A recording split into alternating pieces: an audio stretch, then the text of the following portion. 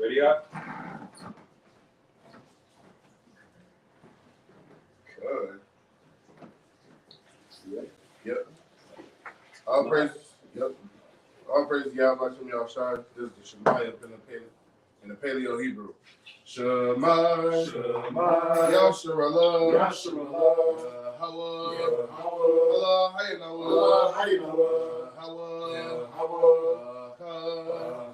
Shema, Shema, Yasharallah, Yasharallah, Hawa, Hawa, Allah, Haynawa, Allah, Haynawa, Hawa, Hawa,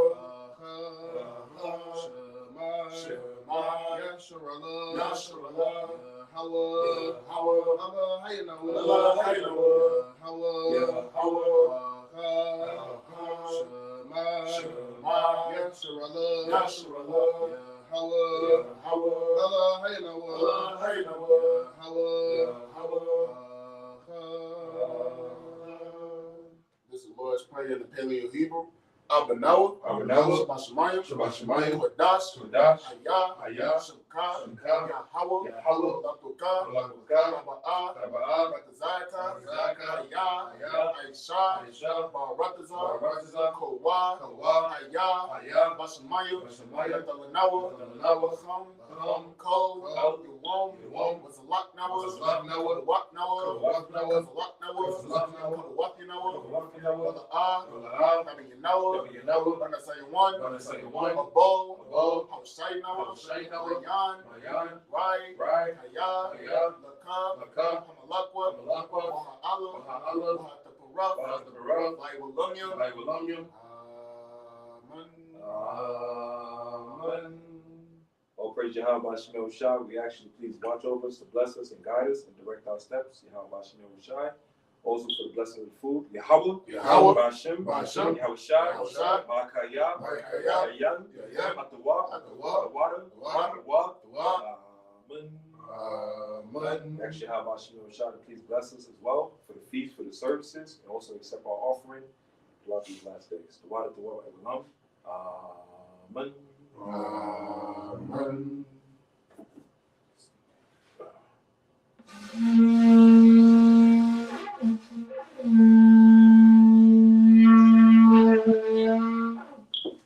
Good. Shagadash Rock. New moon, second month.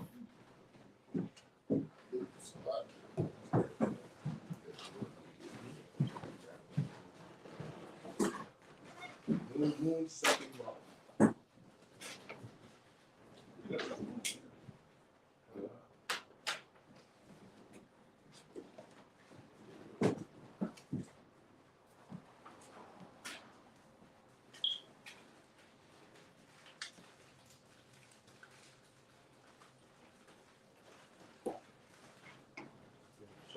Shalom. Praise Yahweh Shem Shai. We are back again. HUI Chicago, New Moon.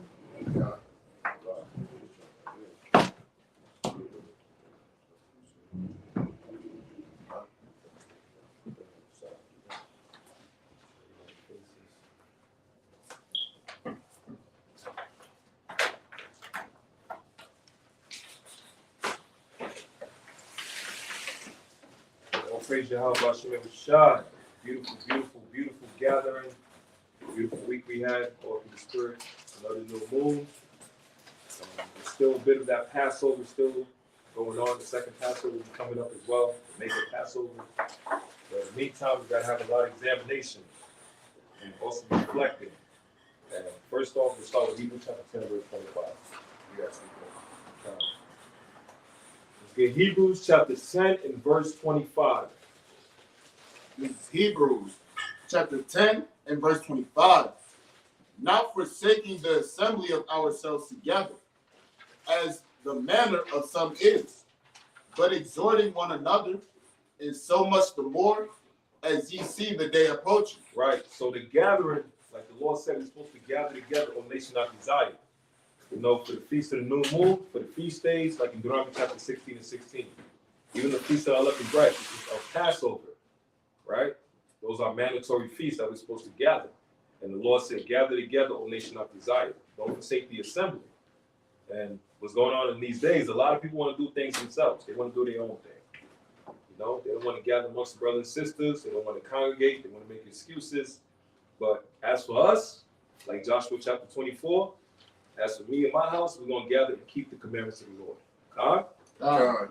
And with these new moons and these feast days, you know, we're doing this all in righteousness. It's a beautiful thing, right? You got a precept on it? Let's get to it. Let's get 2 Maccabees chapter 3. We'll go to verse 1. All right. So the name of this lesson is called "The Lord Will Fight for You." That's what the name of this lesson for. Right? The Lord will fight for you. So let's get that right. Verse 1. This is the book of 2 Maccabees, chapter 3, and verse 1. Now when the holy city was inhabited with all peace, and the laws were kept very well, because of the godliness of Ananias, the high priest, and his hatred of the wickedness, it came to pass that even the kings themselves did honor the place and magnify the temple with their best gifts. Right. So Ananias, who was a holy priest, he kept the commandments of Yahweh Shemel Shai. Right? He was in order of operation of the temple. He made sure the temple was blessed. He blessed all the nation of Israel. He kept the laws and commandments, and he was a high priest, a leader amongst the people. Right? He led by example. Right? And the Most High was blessing him like he did all throughout the book of the Bible of Kings, Samuel's, right? With the kings of Israel. When they kept the commandments of the Lord, the Most High put them above every nation on the earth. For example, Solomon, who was the wisest king upon all the kings of the earth, right? Wisdom, knowledge, and understanding. And he just asked for that, and the Lord blessed him with riches and stuff that he didn't ask for 100-fold, right? Because he had the right mindset. He was sincere. And through that wisdom, he got understanding, and the Most High gave him everything. Now, Onias, him being a leader for Israel, right? He established the laws of Yahweh Shemel Shai. And when he did that, it was a temple that he was protecting. Now, the temple could symbolize your vessel, your body. It could also symbolize your house, where you're living at. And it could also symbolize your congregation. Huh? God. Read on. Insomuch that Seleucus, king of Asia, of his own revenues, bare all the coasts belonging to the service of the sacrifices. But one, Simon, of the tribe of Benjamin, who was made governor of the temple, fell out with the high priest about disorder in the city. Right. So Simon fell out in order. Simon fell out in disorder because he didn't want to follow Ananias. Right? He wanted to do his own thing. He didn't want to come with the nation and build as a nation, as a family, and as a team. Right? He think he wanted to be the what they call it, HNIC, or head nigga in charge. God. Right? He didn't want to follow order. He didn't want to keep the commandments. He wanted to be in the ways of lust. Right? And you see what everybody else is doing, so he wanted to be somebody else. And what is that? He wanted to be like Esau. Right? Hold that real quick. Let's get First Maccabees 1:11. And Gadon, let me get Proverbs 3 and verse 37. 3 and 31. This verse Maccabees chapter 1 and verse number 11. In those days went there out of Israel wicked men. Wicked men.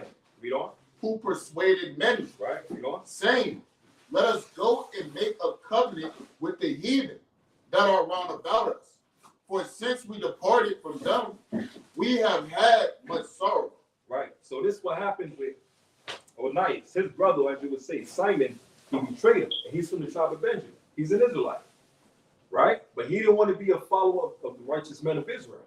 What he wanted to do, let me get Romans chapter 11, verse 1. And get down. Let me get Proverbs chapter 3, verse 31. Come.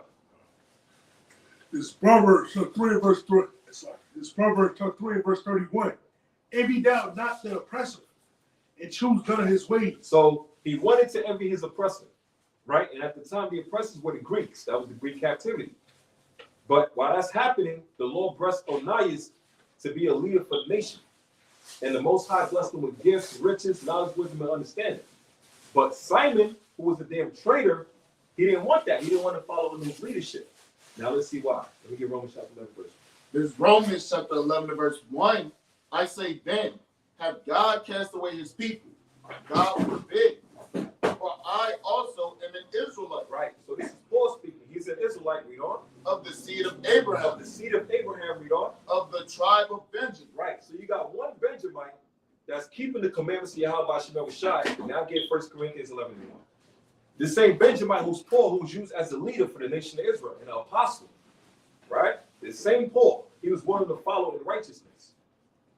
Let's get 1 Corinthians 11:1. This is 1 Corinthians chapter 11 and verse 1. But I will have you know that the head of every man is Christ. This is 1 Corinthians chapter 11 and verse 1. Be ye followers of me, So Paul said, be you a follower of him, read on. even as I also am of Christ. Right. So Paul was a follower of Yahushua.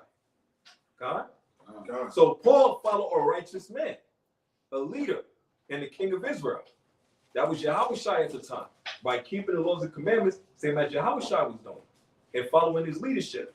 But what happened, Onias was leading the people in righteousness, but Simon didn't want to follow. He wanted to do his own thing. Right? So now let's go back to it.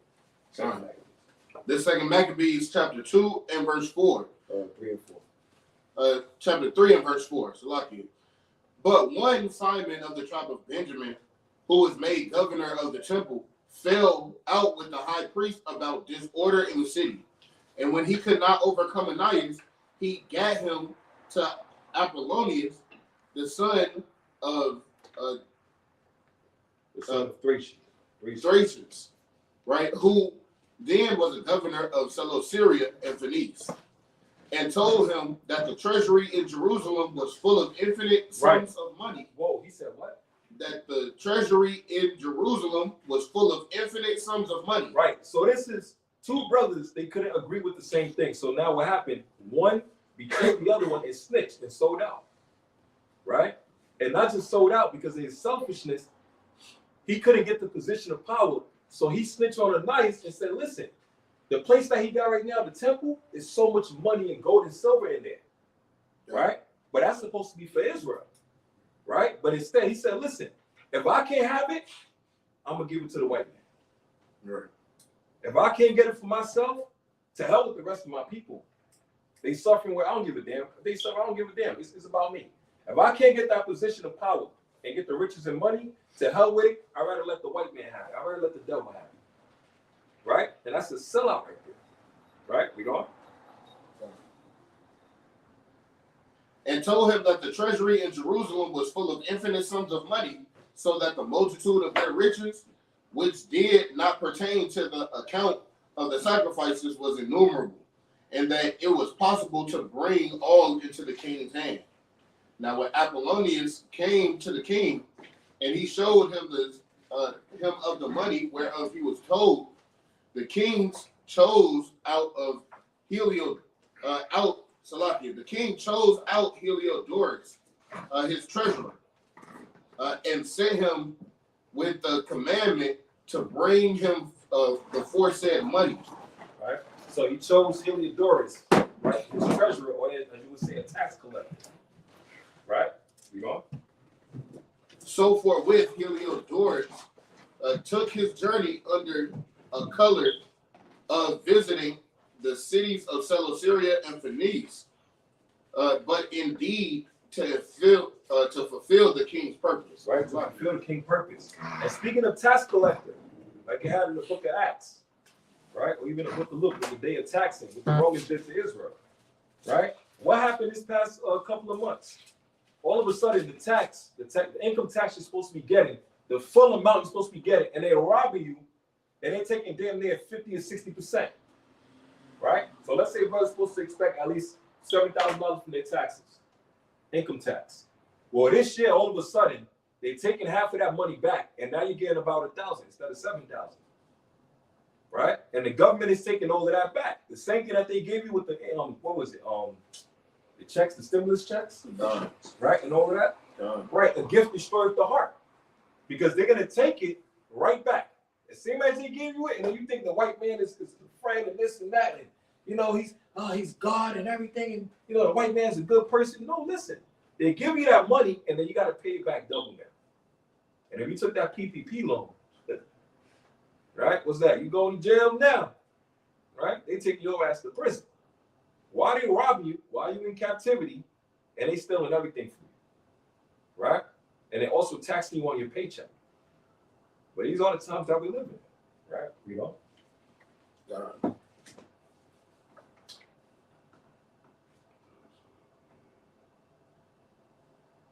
For verse 9. And when he was come to Jerusalem and had courteously received of the high priest of the city, he told him that the intelligence was given of the money. Right. So Heliodorus tell him, listen, the only reason we got this information is because your own people sold you out. Simon sold you out. Right? That's how he was able to get in here. Like, for example, that movie we watched, what was it? With the Black Panther. Judas and the Black Messiah. Right? I forgot the dude's name that snitched out on Fred Hampton. Right? He snitched on him. He basically told him, hey, this is where you're going to find him at. Right? They gathering all the people. They're about to fight against the police officers and everything. While they was having a shootout, what happens? He's out there. He's like, yeah, I'm with you. We're going to have a shootout. I'm with you, man. We're going to protect the people. While the shootout is going on,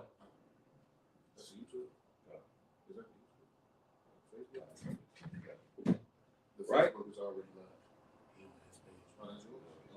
While the shootout is going on, what happens? He runs out the back door. So while the shootout is happening, with him and the damn Edomites, the cops, he's acting like he's part of the cause. You know, he's acting like he's fighting for the cause and all this stuff. And he runs out the back door. And watch his people get murdered. Right? Because he was set up as a plan. It was a trap. And he sold out the nation. Right? You know?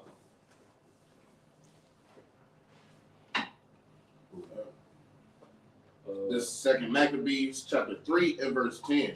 God. Then the high priest told him that there was such money laid up for the relief of the widows. Right, the money was laid for who? The widows. For the widows and who else? And the fatherless children. Right, so that money, all the riches that they got, it wasn't just for the priests to take it and splurge and buy some Bentleys and some Ferraris and some jets. That money was for the nation. It was for the people.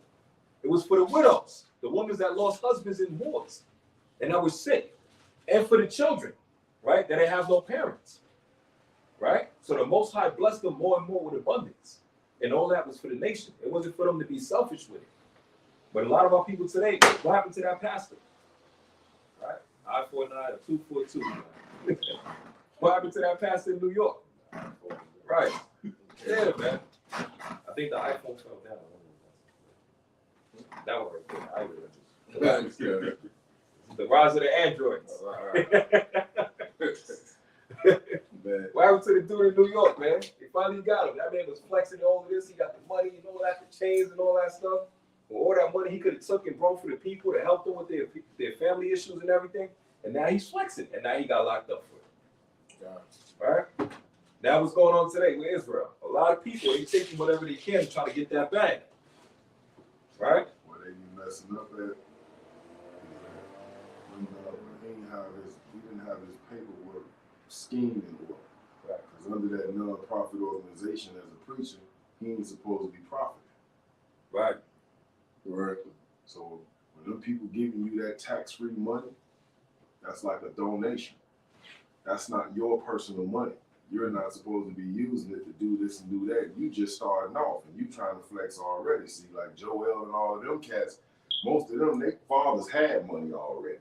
So they able to, you know what I'm saying, intermingle it and make it look like they flexing is coming from what they already had. Yeah.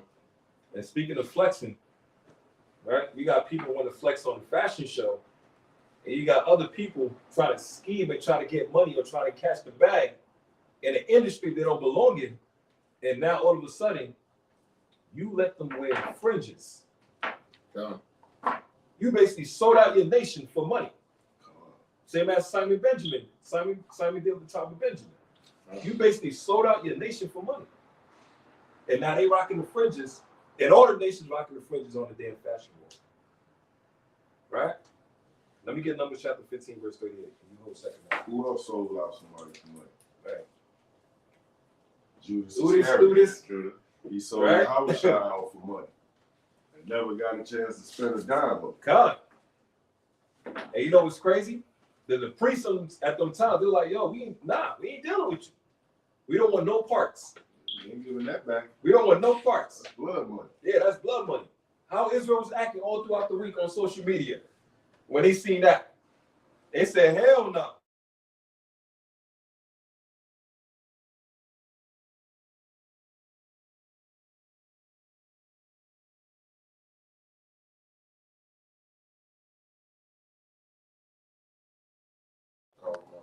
Yeah, and you should have put this joint on Do Not Disturb. Oh yeah, Yeshai wanted to join the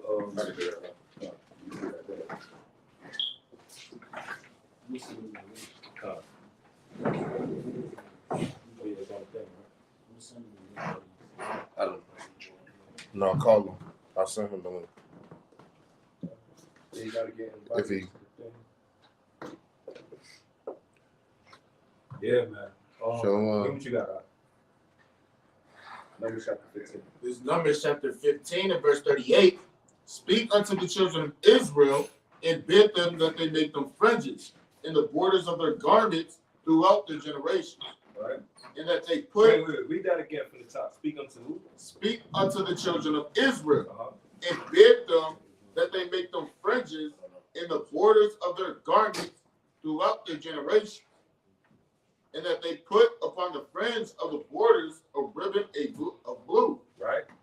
and it shall be unto you for a fringe, We on. that ye may look upon it, and remember all the commandments of the Lord, And remember what? and remember all the commandments of the Lord. Right. So the Lord said to Israel, he didn't say to Esau, he didn't say to Ishmael, Moab. He said to Israel, put on these fringes, God, and remember the what? And remember all the commandments of the Lord. Right. So what the hell is homosexuals doing with fringes on where they don't belong on? And not just homosexuals, but Edomites, heathens. Let me get Leviticus 20 and 13.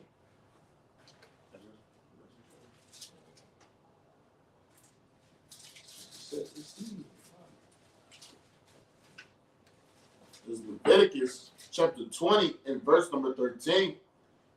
If a man also lie with mankind, select it, as he lied with a woman, both of them have committed an abomination. You know? They shall surely be put to death. Right. That's a law. You know? Their blood shall be upon them. Right. That's a law. So you a sodomite, don't put them fringes on. Repent. God, repent, get yourself right, then keep the commandments, then put them fringes on. Right? And if you an Edomite, don't put them fringes on. Right? And you following the catwalk with the sachet and all of this and that, and what's the YMCA, right? Straddling all over the damn floor. And you thinking being an Israelite is a fashion statement? Putting on fringes is just a fashion statement? It's just a new trend? Yeah, You even might have Edomites calling themselves Israelites. Right. I'm an Israelite now. I've converted. I transitioned. Like transgender. I've transitioned. Right? I'm a spiritual. I'm circumcised. I was just saying the damn post that Jamie Foxx ass in the hospital. Right? But right before he went into the hospital, the nigga was in a photo with the Edomites with fringes on. Mm.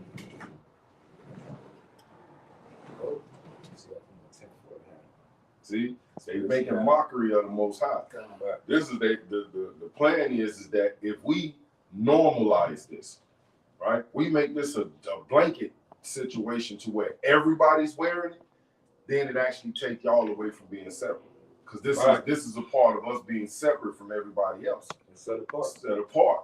So if everybody else is starting to wear fringes and they're not upholding to the laws, then that makes us not special anymore. We're not set apart anymore.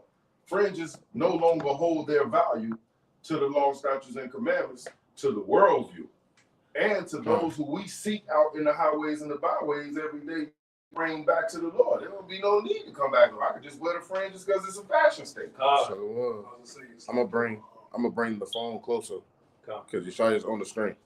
So y'all ain't gonna be able to hear him if not. I was saying, like what Sean Paul was saying in the clubhouse, he was like, he opened up opportunities for like scoffers to be like, hey, you know what? So, I got my well, fringes. Now I'm about to get on fringes. You know? Opportunities to get scoffers, and another way I see it is kind of like Let's scoot you closer. All right? Brother, because they don't know the law. Numbers 15 and 28. So now it's like you can call sin on them because they sinning while also in the fringes. It's just like when we see a brother and we be teaching them and we be like, brother, you don't even realize you keeping some of the laws right now. You got a beard on your face, man. Or it's that same thing. Like this damn oxymoron. You can't go up and down at the same time. So you rocking the fringes, but you still out here being a damn whoremonger.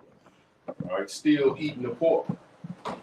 Still celebrating the pagan holidays. That's wicked as hell, man. They already turned. You got to see this for what it really was really finna happen with it. Because remember, Jake wasn't wearing no beards.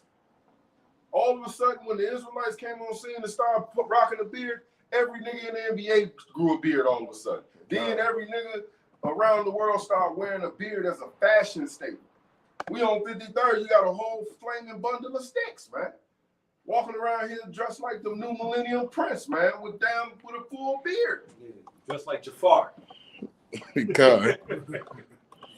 Arabian Night. This is crazy, man. So the same way they normalize wearing the beard, which is a badge of manly dignity, how can that stand to be true when a Yomo got one on? Right. God. It's lucky. Don't we, when we teach our brothers and sisters to wear their fringes, don't we tell them that we don't wear these because it's a fashion? We wear it because it's a commandment. Not only because it's a commandment, but it's to cause you to remember all the commandments. So we put it out there that it's not for fashion. It's a commandment of the Most High, and it's for you to it's to cause you to remember the commandments. Not to have no wicked Edomite walking down the aisle strutting this stuff now. Not for no sodomite walking down the aisle strutting this stuff. This is for you to cause you to keep the law, statutes, and commandments. To remember the law, statutes, and commandments. Not one Edomite remembering law, statutes, and commandments, especially when it's for the Israelites. Just study out. Jake even remember. Like how I got mine over there. Turn the Jake camera like around. him, man. You could tell them about the laws that you commandments. Yeah, a few hours later, they go back and eat a ham sandwich. Right. You tell them, hey, man, you an Israelite. Word? Yeah, man. You got to keep command. Word? Man, I have the pigtails already. Had the pigtails. Throwing up, man. Word the big bird, man. Yeshaya with the fire. Hey, shalom, shalom.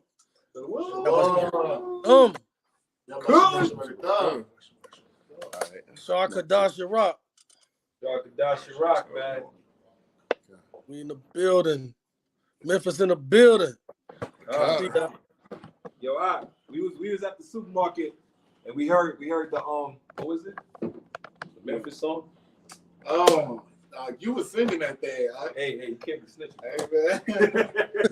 It was a Memphis song. It kept on saying Memphis. He was like, hey, look at that. Something about your site. Good. That's what's up. Memphis, man. Yeah. Ariana know about that Memphis, man. Hey, man. You know what time it is, brother? Hey, what's going on, man? In my Terrence Howard voice, man. Right. Hey, Sharkadash, man. All praise. Sharkadash Rock, man. Let's get it. Yeah, we talking about Second Maccabees with Heliodorus and Simon, who's a Benjamin, who then sold out the people, the nation, for some money, and then also tying in with brothers that we see now on the Facebook. That Right. them sold out and put sodomites, fringes on damn sodomites, man. Yeah, I heard about that, man. The story is the story is that the brother he didn't know who they was gonna put the fringes on. But you shouldn't put your clothes in a fashion show if you don't know who they about to put them on. Right. You just open yourself up to let Esau, you know what I'm saying, make mockery of you know what I'm saying, the fringes. Right. So that was just dumb. You know what I'm saying? But Yeah, go ahead, kid. that's my problem with individual lights.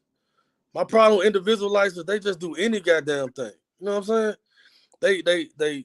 They just make shit up as they go, man. Y'all individuals gotta do better. Cause y'all it be y'all that be making the nation look crazy as hell. Real talk. And you know what it is, kid? They don't want to follow under order. They want to do things their own way. They don't want to take no counsel. You know, they want to follow the bag. They want to get the riches and all these different things. And what happens now? Now is a big cluster bomb. Instead of a cluster F, it's a big cluster bomb. Right? I'm saying it nicely. Because now you got the whole nation in an uproar. Because of that. You know? Now you got Jean-Claude Van Damme, right? And Arnold Schwarzenegger, right? I mean, you like, get down, get the fringes, get down, get right. the right? The X-Man of Cali, yeah, X-Men in Cali, man. Like, what the hell is going on, man? This what we dealing with. You know? It's wild as hell, man. Madness. Yeah. So we talking about the topic, you know, with Simon selling out for the money and snitching on Israel because they have money, and that money from the priests was for the people, the widows, and for the children that had no fathers. You know, they actually looked after the church. Onias was looking after the people. He loved the people. So he wanted to take care of the nation of Israel. And he was a shepherd that was supposed to lead the flock, and he did his job. Right? You know? This second Maccabees chapter 3 and verse 10. And the high priest told him that there was such money laid up for the relief of the widows, the fatherless, the widows and fatherless children. And that some of it belonged to Hyrcanus, right, son of Tobias, a man of great dignity. A man of what? Of great dignity. And that's what we need more of in these days, man. Brothers and sisters that move with the spirit of dignity. Have some respect, man. Right? If you fall for anything, you finish. You follow everybody else. You ain't got no damn sense of leadership, no sense of direction. You know? You following the trend. You don't want to stand up against wickedness. You fold under pressure. If you can't stand for nothing, you're going to fall for everything. You done. You can't stand on your principles or morals. Right? Read on. A man of great dignity, and not as that wicked Simon. Not as that wicked Simon. Right? The highest, wicked things, You know? Had misinformed. And the sum whereof in all was 400 talents of silver and 200 of gold. Right, so this man's snitching. This man Simon told everything to Heliodorus, the white man. Told him everything we had. So the money we had, the banks and everything, the secret stash, the money we had under the table, the money we had stashed in the walls, emergency money, couch money, everything, man. Mattress money. So they got it all. It's right there. Here, take that one right there. It's right there. You know?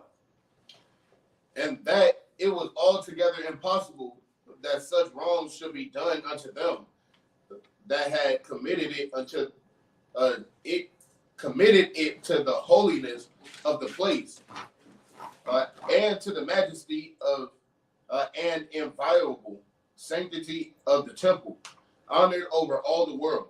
Right. So that temple was so blessed because of what Onias was doing, like keeping the commandments Yahweh Shemel Shah. The Most High blessed him with riches, right, of his wildest dreams, and all that money was used for the nation, for the people, and he was the right man for the job. Con? And what happened in these times, a lot of people try to take other people's position.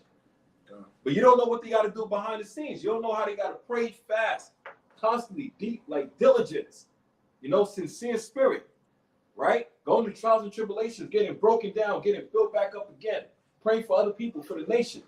You don't know what they're doing behind the scene. Waking up in the morning, praying, studying, which brothers ain't doing in these times.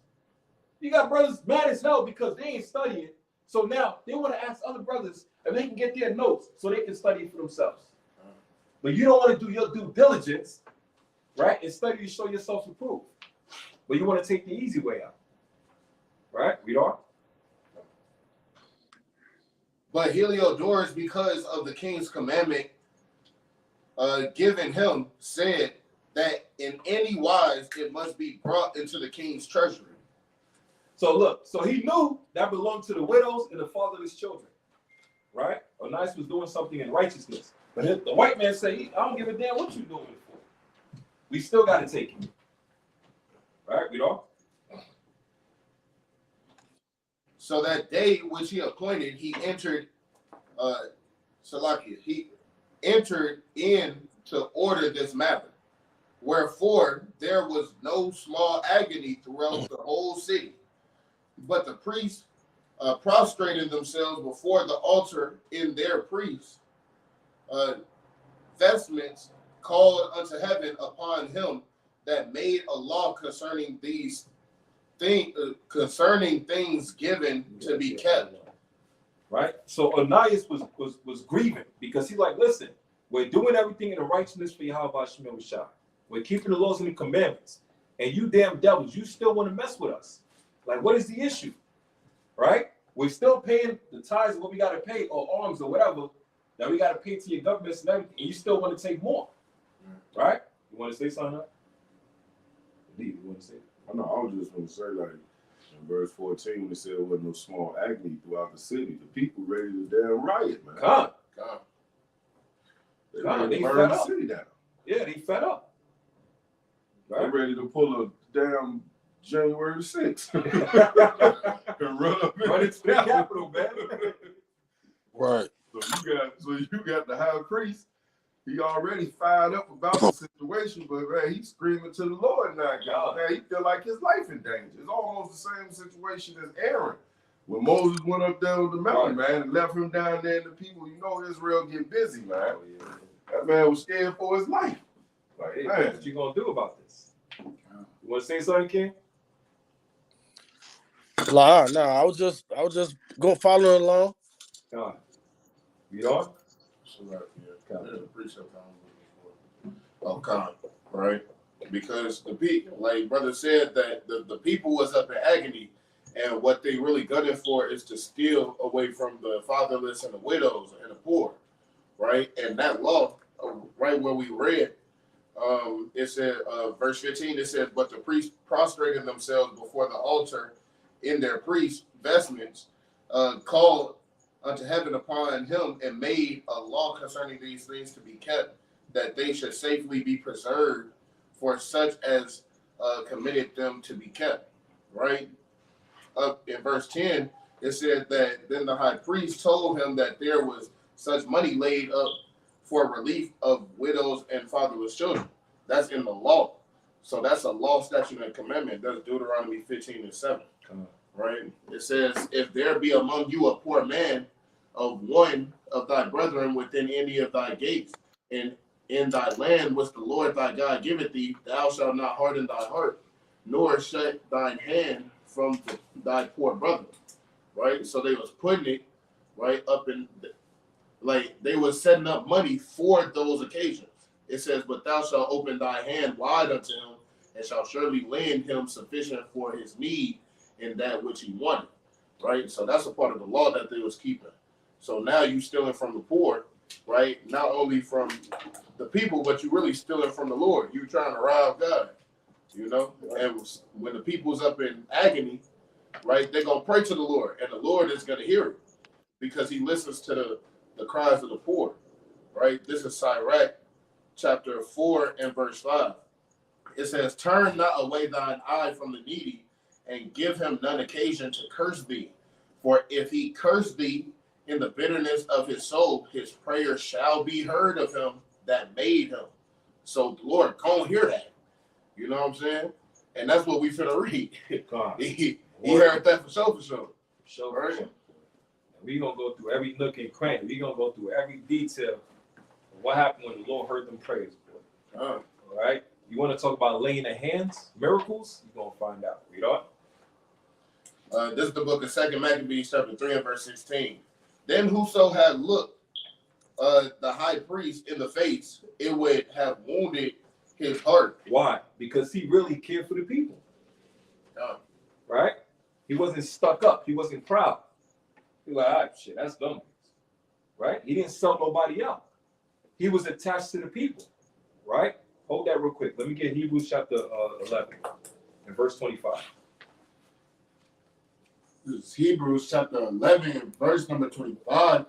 Choosing rather to suffer affliction with the people of God. Then guess who was that doing it? Verse 24. Verse 24. By faith, Moses, See, Moses, read on. when he was come to years, refused to be called the son of Pharaoh's daughter, Right? He refused to be with the heathens. Read on. choosing rather to suffer affliction See, rather than suffer affliction, read on, with the people of God, with the people of God. That's what Onias was going through. Read on. than to enjoy the pleasures of sin for a season. Right. And that's what Simon was doing. Simon rather be with the heathens. He rather be called a Greek or Antiochian. But Moses refused to be called a damn Egyptian and rather suffer with his nation. So when his nation is going through it, he can feel that pain and suffering. Right? That's what a good shepherd is. They know, they understand their sheep and how they feel. Empathetic, sympathetic, and they can reason with them. Huh? But these wicked pastors, they selling out and scattering the sheep. All for money, all for gain. You coming into this truth and you sell out your merchandise all to these heathens for money and gain. And now you don't understand. Something like that is not a little matter. You cause so much confusion now where they put it all throughout the mainstream, fringes on homosexuals, fringes on Edomites, fringes on all these heathens. Now they thinking that they are Israel. And if we going out there and teaching, they might be looking at us. Like we with. Hey, y'all know what time it is? Nah, yo, bro, we not sodomites. Hell no. God. You done got it twisted. Right? Read on. That's the scary. That's the scary part, man. God. They take what is righteous and make it wicked now. And that's in Isaiah 5. Now the fringes might as well be the rainbow too. Right. I It might as well. That's what I was literally gonna say. Right. Bro. They Woe to them. took the damn rainbow, man. Right. You can't even put on multicolors without them thinking you part of their squad, man. You gotta literally wear one color. And how Joseph must have felt, man. He was fly as hell with everything with the different color coats and all that. Imagine Joseph in these days seeing the LGBT mission or missionary, right?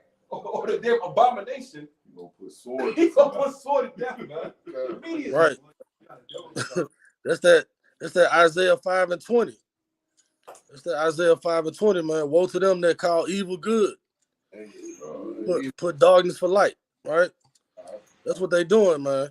And you know what's worse? What's worse is that if they keep blurring the lines like this, people could just go out there and just start committing crimes and fringes, and then they start blaming it on us. Right. Right. You see what I'm saying? Nah. It's That's a damn. it's a setup. It's a plot. It's a plot twist. So they really this is really opening the door to give Esau The a green chance- light for the Jacob's green trouble. light to come on with Jacob's trouble, man. Because now, like you said, the line is blurred. We don't know who is who, right? It's the same reason why they racially profile, because everybody wearing dreads, everybody got their pants sagging off their butt, so all y'all look alike. And that's gonna be the description, huh? They're not even gonna say what's the height of the person. They're gonna say, yeah, go fringes. Yeah, go fringes. Oh, there you go. That's the Israelite. Black Hebrew Right. Israelite. How you say black? Black Hebrew. Right. Remember up in New Jersey when the dude shot up the damn Oh yeah. Amalekite Jersey school, Shore. man? Yeah. They tried to blame that on us. Right. God. They're gonna try to say we hypocrites because we let homos wear fringes. Like, look, we don't do that. That's not us. Right. You know what I'm You saying? see the implication in that? If they spin that narrative, oh, y'all let homos wear, the word in there is let, like we actually got control over who wear fringes.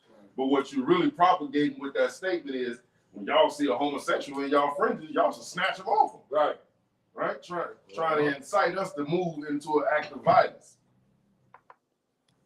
You see how just that one little thing can make so many different scenarios? Read on.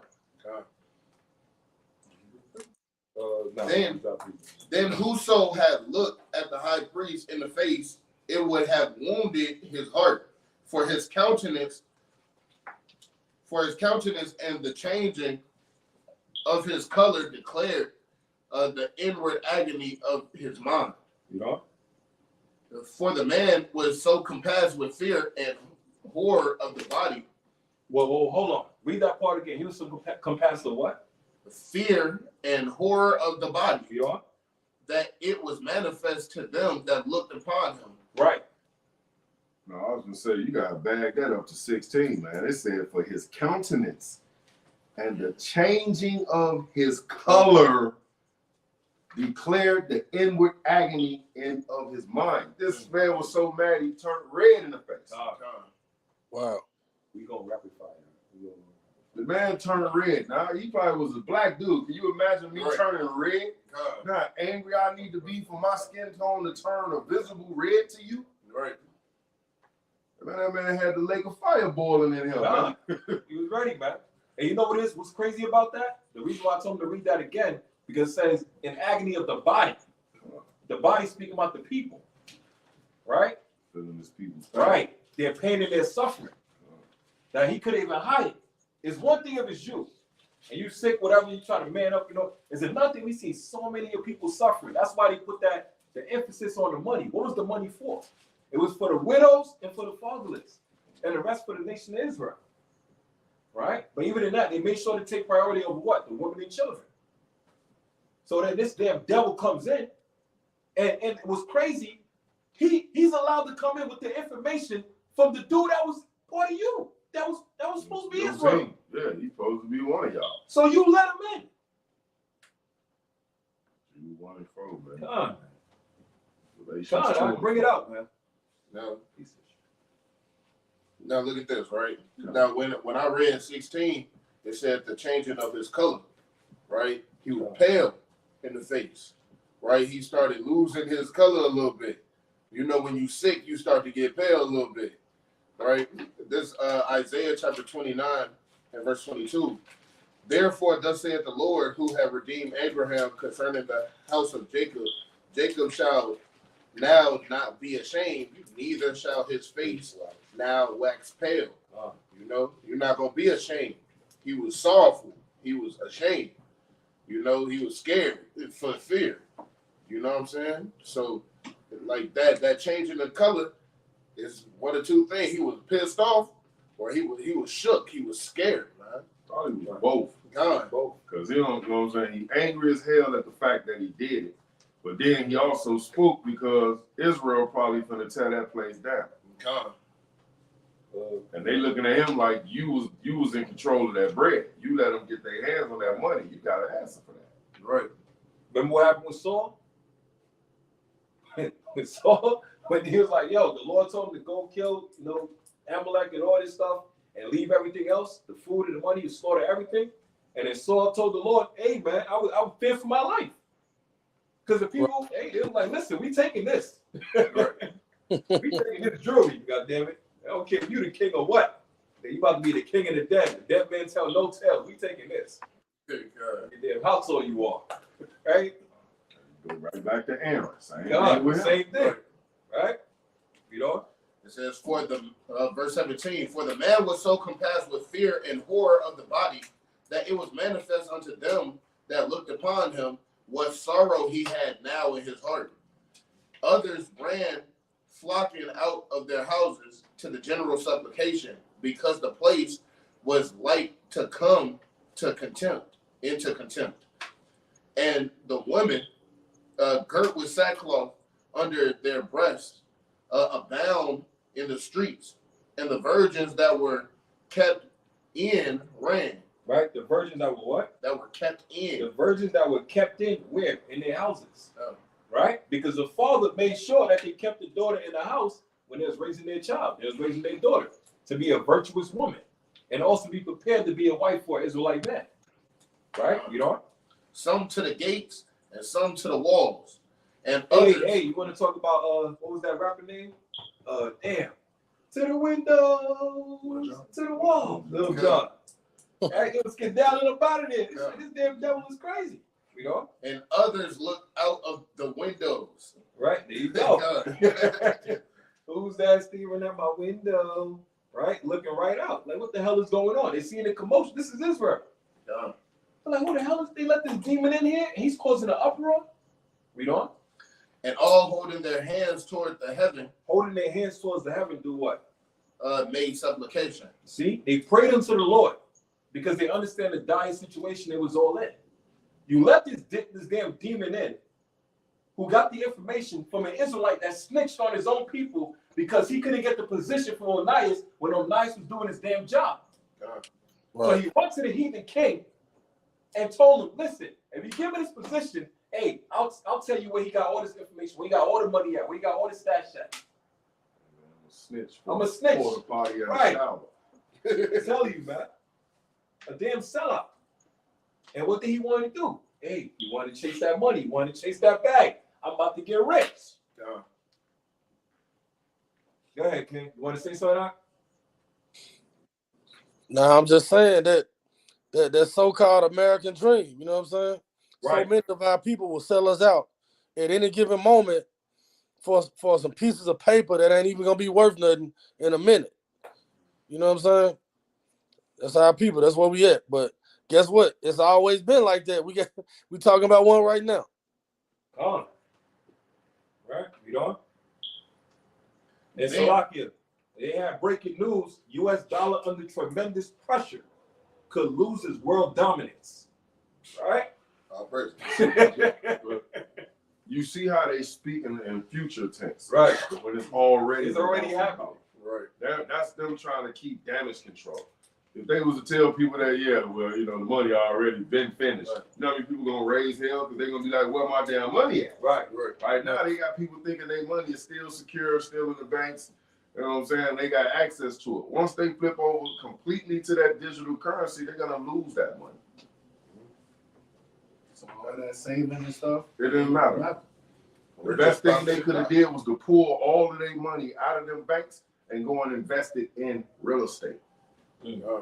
Property, you have liquid assets, not no damn stores, because all of that can get shut down. You own buildings, you monopolize it. I bet you that, because that's where Esau putting all his money at, into the real estate at this point.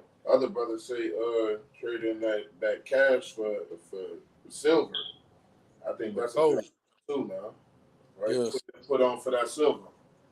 Precious metals, gold, silver. I mean, at this point, you can't even guarantee that it's real. That's one. You have no way of taking your silver or your gold and making sure that it's 100%. You have to take his word for it. Mark can get you a colored brick. Make sure.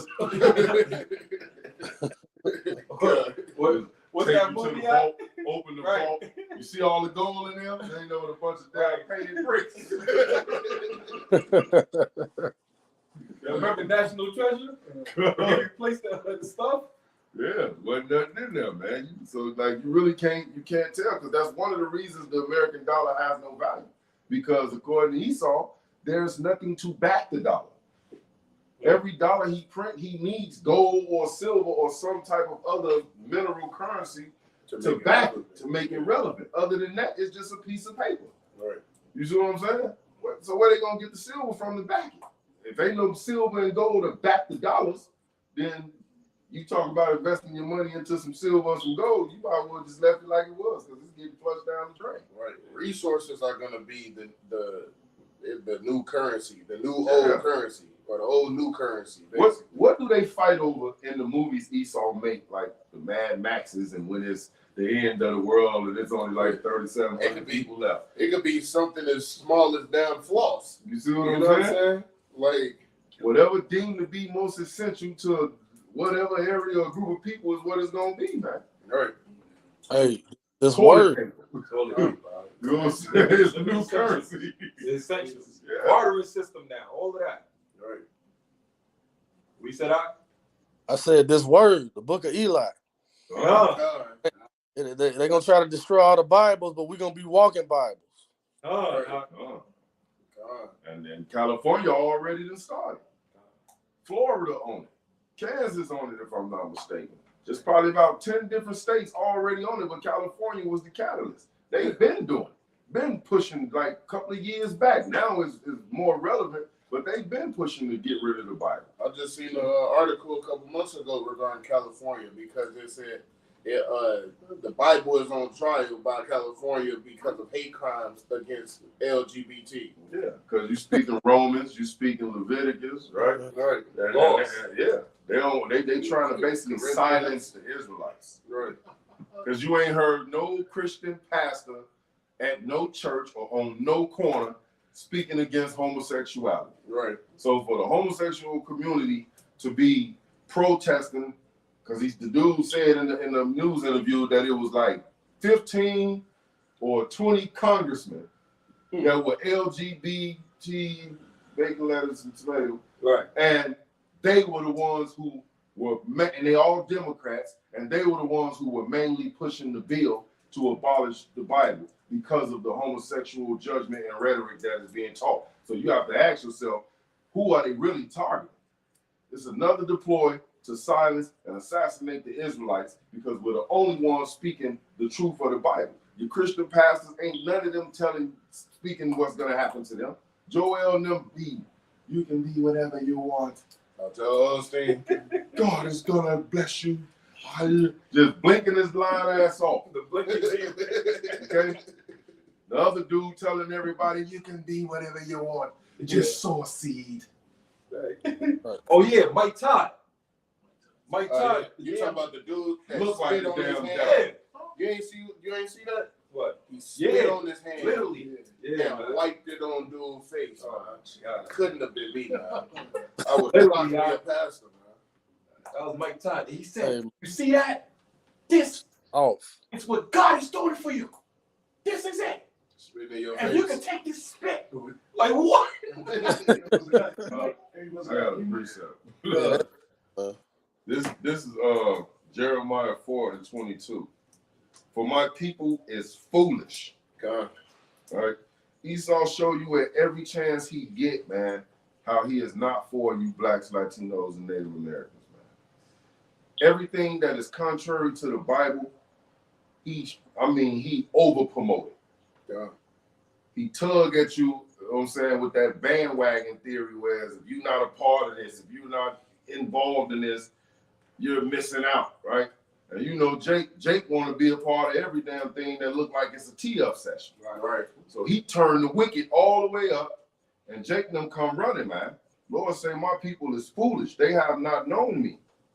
They are Sodom's children. Because not knowing the Most High, but yet you got the Israelites out here in every damn, across the whole four damn corners of the earth, man, now. Right. Teaching this word. You damn near can't walk down the street without running into an Israelite. Whether he teaching or you see him with his fringes on, you know what I'm saying, or a sister out there dressed modest, somewhere, somehow, on the bus, the subway, walking in the restaurant, we bringing it out. Right? But they have not known me because they don't want to, right? Galatians 4:6, they reject the knowledge of the Lord. They are Sodom's children. They hard-headed. They don't want to hear. They want to be a part of this, and they have none understanding. And that's the reason why, because they're not trying to adhere to the word, so the Most High is not going to give them the understanding of the word. So when we speaking this word to them, we might as well be Charlie Brown teacher, man. Right. Wah, wah, wah, wah, wah, wah, wah, wah, wah, wah, wah, wah, wah, wah, right? They are wise to do evil, but to do good they have no knowledge.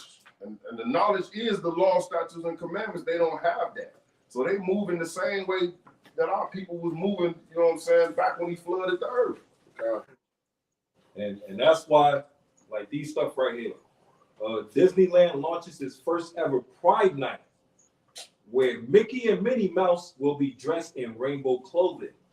Now that's aimed towards the kids, Exactly. right? Pride Night, The gay BCs. right? These are the abominations we're talking about, man. You know? Hey, yo. And I'm talking about the Mickey Mouse dude, man. He been going to hell. Oh yeah, I already know. Seen the old black and white cartoon of Mickey Mouse? He in the assembly line, and the cheese coming off the assembly line, and the man is taking the cheese blocks, turning it into Swiss cheese, by poking it with his rod. Right. And nobody never paid attention to that. That's how he was sitting there. Hey man, he was popping the cheese, man. He was popping the cheese, turning it into Swiss, and then putting it back on the conveyor belt. Yeah, that shit was wild. Yo, hey, you know, you got to think about it. the lettuce, bacon, tomato community, the only way they could multiply is if they keep influencing somebody else to do the same shit they doing, Sure. right? Because they can't have kids, so they have to keep spreading that spirit that they have on them. They gotta put that spirit on somebody else. See what I'm saying? Like if they don't spread spread the propaganda, if they don't spread it to the children so that they can grow up and think it's okay, then they're gonna just phase out. You see what I'm saying? So they know that they're not gonna be having children because they pop in the same sex. So what do? They thought about this shit a long time ago. They put it in the cartoons, try to subliminally influence the minds of the children, right? So that eventually they can have some more spirits like them on earth. Because if they don't do that, then they wiped out. Especially if those children growing up and they don't have nobody in their life that's teaching them, thus say the Lord. Right? That spirit of the Lord that's already on fire within them, that needs to be nourished with this living water and this bread, they're being starved out. That spirit is going to be starved out, right? It's going to die from famine of the word. And what spirit is going to inhabit that body? The one that they're being fed the most of that agenda. Like you know what I'm saying, like Yeshaya is saying. Because they can keep coming after the older cats, but the Lord said you can't pour new wine into an old bottle, right? So these cats, these young cats that's going into the music industry and all of that, they not going in with the mindset that, I'm going to get down with that movement. They really thinking they're going to go in and finesse, right? But Esau ended up getting them and trapping them to the point where it's like, yeah, you finished. What he say? They get them in there, they feed them all this liquor and slip them something. Wake up in the morning, you going to get down with the team? No, man, I ain't with that. Bring the camera in. Turn the movie on. That's you. Yeah, you getting down and we're going to show everybody this. You already got down. Right? 7, 8 dudes that ran you. You know what I'm saying? Because you on some strong drug they done knocked you out with, and Jake ended up going. That's why a lot of these rap cats are so heavily drugged up on these drugs and these pills and these liquors, because they trying to fight the memory demon off of the act of homosexuality that they've been participating in all for the bag. Man, it's eating at their soul. It's not right, and they know it. I got a precept, right? This is 2 Timothy chapter 3 and verse 13. But evil men and seducers shall wax worse and worse, deceiving and being deceived. Right? The men that's out here doing all types of wickedness, they only gonna get worse and worse, man. Right? And they're gonna be deceiving many, and a lot more people are going to be deceived, man. Right? And I'll be damned, right? If I have children and they go into school and they teaching them about the damn gay BCs, man. That way, keep it to a minimum or the YouTube channel finish. The lettuce, bacon, and tomato. Keep it to a minimum or the YouTube channel finish. I tell you. If the teachers, right? I'll probably. Yeah, you can finish your point. Bring it out. Man, we got Bring it out, Doc. Bring it out, Doc. So I'll be damned if I had children, right? And they go to school, right? And they teachers teaching them about the damn gay BCs, man, right? Teach you that you could choose your gender, right? And all you can be in life is just a basketball player, a football player, and a rapper, man, right? A lot of our people are going to be deceived, and we don't want it to be our children, man, right? Because our children is that next generation that the Most High God is going to deal with on a whole different level. And God, and like the brother was saying, that's why the Lord said, train up a child the way that he shall go. You know, we take them out of these educational systems and how they're being converted and changed and destroyed, and we nip it in the bud immediately, early before it starts, before the process happens, and bring them into the ways of Israel, keeping the laws and the commandments. Yeah, the precepts. Right. Because you got to think about it. If we really had the ability to shut those people out and make it to where our kids don't even know they exist, shit, then they don't exist. You know what I'm saying? The next generation will not do this dumb shit if they don't see it. That's why they want to put it all in the movies, and they want to put it all in the children's books. Because if they don't do that, then their ass is great. They out of here. Yeah, Esau understand that, bro. That's how he controls the narrative, because he controls all the media outlets. And that's why Salakia, that's why in Israel, that's why homeschooling gotta be a thing now. Yeah. It has to be a thing. You shouldn't feel comfortable having your children going to Edomite schools no more. Because what are they being taught? They being taught the Edomite history. They not even teaching the children about slavery no more in the schools. Yeah, the So truth. they walking out of school clueless about what's really going on in the world. It's best that you just homeschool your children. You know, last year they been passed that law. They not teaching the stories about Rosa Parks. Right? They took all the W.B. Du Bois books out of the schools. They took the Frederick Douglass information. They're not allowed to teach Black history in a lot of schools. And Native American history. Yeah, they been took that out, man, last year sometime. And still removing books out of the libraries too, not just the school. They're basically erasing Our history. the history again. They'll keep Michael Jordan in there though. Yeah. Turn them white. Yeah. See that? Bring your precept. He gonna crack spell. I just want to lean back on what Nadeem was saying about brothers. They had sold themselves for the money, try to get raped for the money and stuff. This 1 Timothy chapter 6 verse 10. For the love of money is the root of all evil. So basically, hey, you got brothers that be like, I want the bag, man. I gotta get the bag. Like, come on, man, that's the root of all evil. You could be teaching a brother on the highways and hedges. Be like, hey man, but you're Israelite, man, you wanna hit a word? They be like, nah, man, I gotta get to this bag. Like, hey man, let's get to the spiritual bag, man. We try to get to that really bag. You know what it is? And after they get to that bag, then you'll start seeing their faces change, right? And they'll start, hey, they really not into it no more. They just into it because they gotta be, because something is being held over their head. You know what I'm saying? So, hey, Let's get you back. God. I was gonna say something slick, but I was about to say I know, right? Gotta keep it PG. huh? They gotta keep it PG. God. Hey man, 1 Timothy 1:8 said, "Be not thou therefore ashamed of the testimony of our Lord, nor of me his prisoner, but be thou partakers of the affliction of the gospel according to the power of God." Somebody Man, you gotta chop and screw Right. their ass. What I was gonna say, man. No pun intended. Right. No homo. I was gonna say that Mickey Oh. commercial. Big pause. Commercial with that cheese. Let's just say it's right over their head, man. All right, bring it out. All right. This is the book of 2 Maccabees, chapter 3 and verse 21. Then it will have pitied a man to see the falling down of the multitude of all sorts, and the fear of the high priest being in such an agony. You know? That they then called upon the mighty Lord to keep the things committed of trust safe and sure for those that had committed them. Right? That's it. Yeah. They talk like right there. Now this man had already took our money.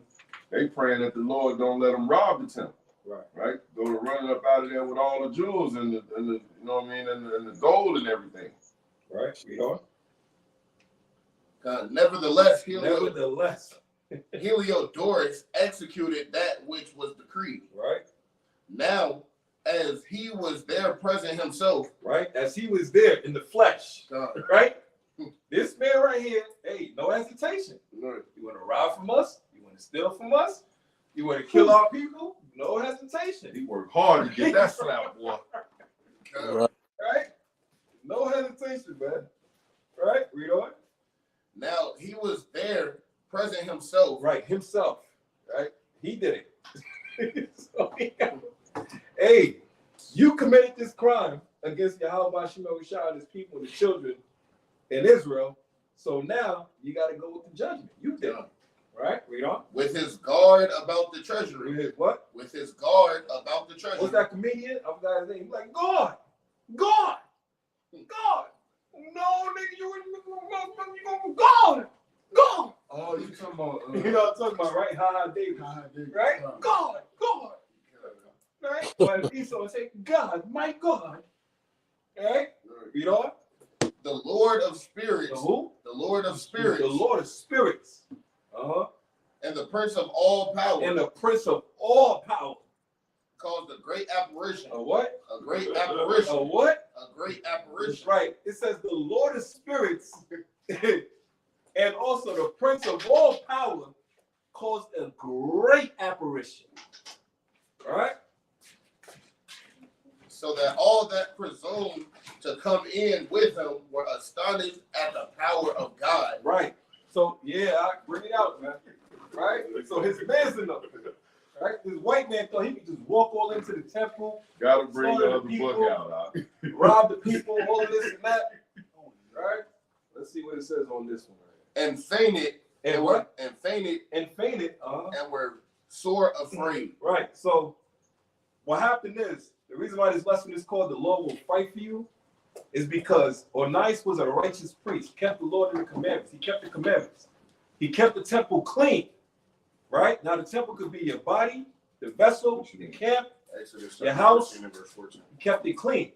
And as he did that, and everyone around the world knew him, where are we now? They knew about him. All the riches they gave into that temple because of him being a righteous man. And the rest of Israel followed righteousness, and Simon had a problem with that. So what Simon didn't understand, when you betray your own nation as a traitor, the Most High hates you. God. That's why he called him the wicked, that wicked man Simon, right? Or as he said in John Hyrcanus, the wicked man is known too, like in 2 Maccabees 4. So when they gave supplications to the Lord, prayed unto the Lord, let this white demon in. It was all a trap. It was set up already, right? The example was Heliodorus thought he was coming in to take the money, and he thought he was going to come in, and we all locked in a cage with him, and he's the bully, he's the lion. No, it's the other way around. God. Once he entered into that city, he literally went into a trap. He got set up. He got set up. He didn't even know it. It's that old proverb. You can't hold me down unless you stay down there with me. Right. Am I really trapped in here, Right. or are you Are you trapped in here? Right. For real. Right. Like it's literally. Are we? Is it? Right. And that's Micah chapter 4. God. Even though it seemed like we are trapped in America, but at the end of the day, when Yahweh Shai pull up, no, it's the heathens that's trapped in with us. And that's where the Most High gonna release the lions to tear through the flesh of all these Gentiles. Right? So this man, like Sean Paul always say, the man thought he could come in and rob Israel, and then they prayed unto the Lord, and not just they prayed unto Yahweh Shai. God. With the power. God. You know? Let's see what that says, man. God. I'm gonna do two of them. I'm gonna jump to 15, then I'm gonna go back to 14. Man. This is Exodus 15 and 3. The Lord is a man of war. What? A man of war. The Lord is a man of war. The And Lord, Yahweh is his name. And this is a war tactic. Have your enemy think everything is all good. He could come in and he's the one that's going to set up the food and all of this stuff. And he's going to take this and that. Not know he walked into a trap. You know? And like those that are weak and feeble, they want somebody to stand up that's a man of war to fight for them. Right? Israel, we weak. You know what I'm saying? We trapped behind enemy lines. We this day in our captivity. Right? But the part that Esau don't realize is that we've rethunk ourselves. And we've coming back to who we are. And now that we're coming back to who we came back and still are, we're keeping his commandments. We're keeping the feast days, the high holy days. We coming out of this world and all of its wicked ways. And as we do that, our true power slowly like boosts us back up. And you starting to see examples of our spiritual power with the destabilization of this whole entire economy, man. All the damn earthquakes, the floods, and everything that's going on, that's happening because Israel is waking up. Coming back to the Most High. That's right. Abundance of prayers and fasting is going on again, man. Right? And we praying to the right God. And we praying to Yahweh Bashem Yahweh Shai, not little dainty Caesar D Jesus Christ. God. Okay? Exodus 14 and 14 says, the Lord shall fight for you, and ye shall hold your peace. John. That peace is a dual meaning. Like, It's not telling us we're gonna hold our peace and not scream and cry out, like hold your peace, don't speak. That's saying that we're gonna remain in a righteous state. Our peace of righteousness. We don't have to get our hands dirty. The Lord gonna do the work for us. Heliodorus found that out the hard way. Hard body. Guy. Israel ain't have to lay a finger on that man. All right. He got laid on though. Oh, It was some laid on. He got laid on, all right. Okay. Okay. It's verse 24. Salakia, verse 25. For there appeared unto them a horse with a terrible rider upon him, and adorned with a very fair covering, and he ran fiercely and smote Heliodorus with his 4 feet, and it seemed that he sat upon the horse with a complete harness of gold. With a what? With a complete harness of gold. So once Heliodorus stepped foot in that temple, he didn't understand it was war. It was wartime. God. He didn't understand that. He was set up in a trap. And then the angels show up and they minister unto him. And the ministering was a bunch of, hands and feet, laying of hands. God. Kicked him dead in the chest. God. Imagine that. Yahweh Shai hopped off the chariot Off the chariot. and kung fu kicked him right. off his High knee, horse. Taibo, Right, man. right? Fly kick, high knee. Now I don't recommend this version. Yeah, we don't recommend it. This translation Right. of the Apocrypha. It says for translation to touch the heart and mind. I don't recommend it. No, it did though. Because it gave it up in the raw. It gave it right. No, it touched his heart and mind. he got the brick beaten off of him. He got his heart. He got his head. He goes. He got his mind kicked into his heart, man. Right. Right. Off the top rope.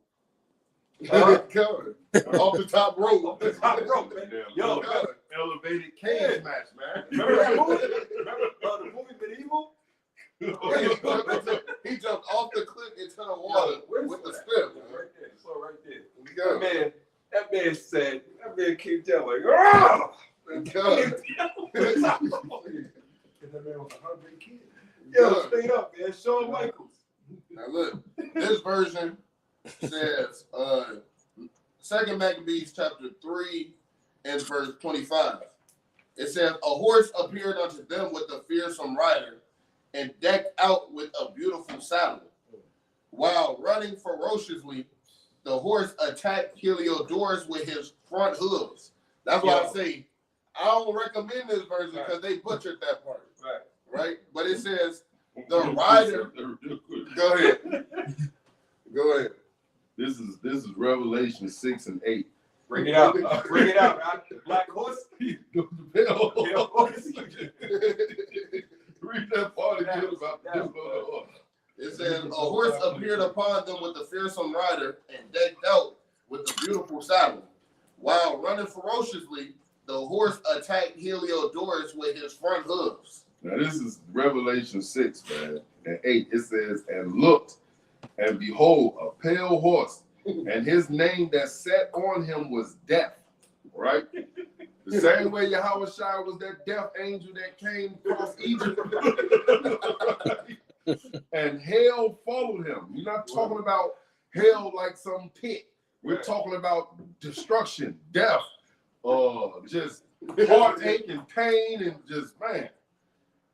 And power was given unto him over the fourth part of the earth to kill with the sword and with hunger and with death and with the beast of the earth. He said the horse.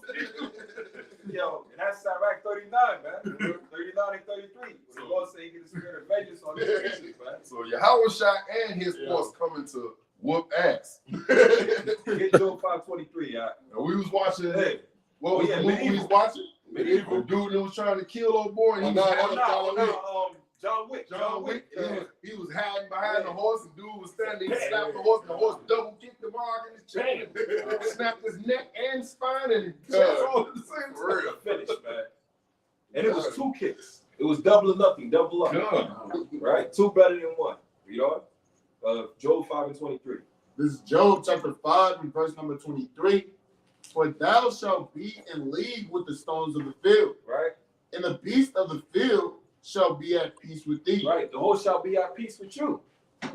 right? But he's gonna do war to everybody else, right? Because don't the animals share the same spirit of the Most High? Come. So when he turned us from fishermen into hunters, it's only right that the animals are going to turn hunters too. Because he said in that day, Leviathan coming back, right? Behemoth coming back, the cockatrice coming back.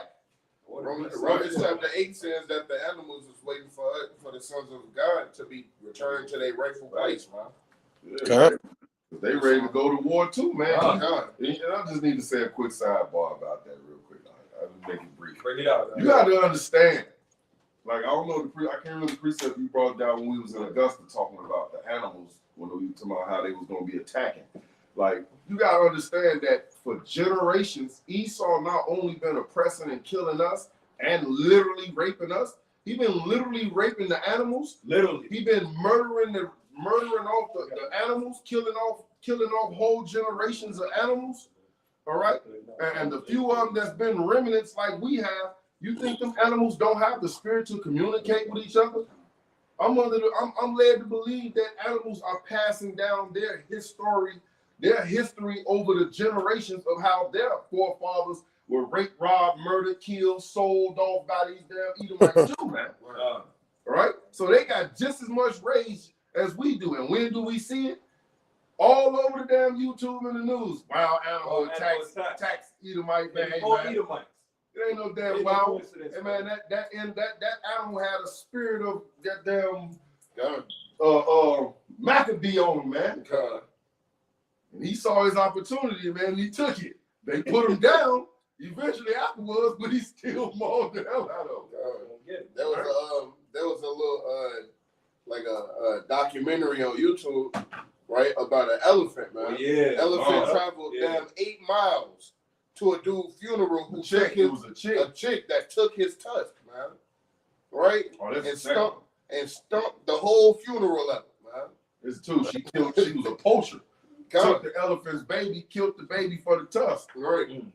And then she found her in the village, killed her, then went on back into the woods.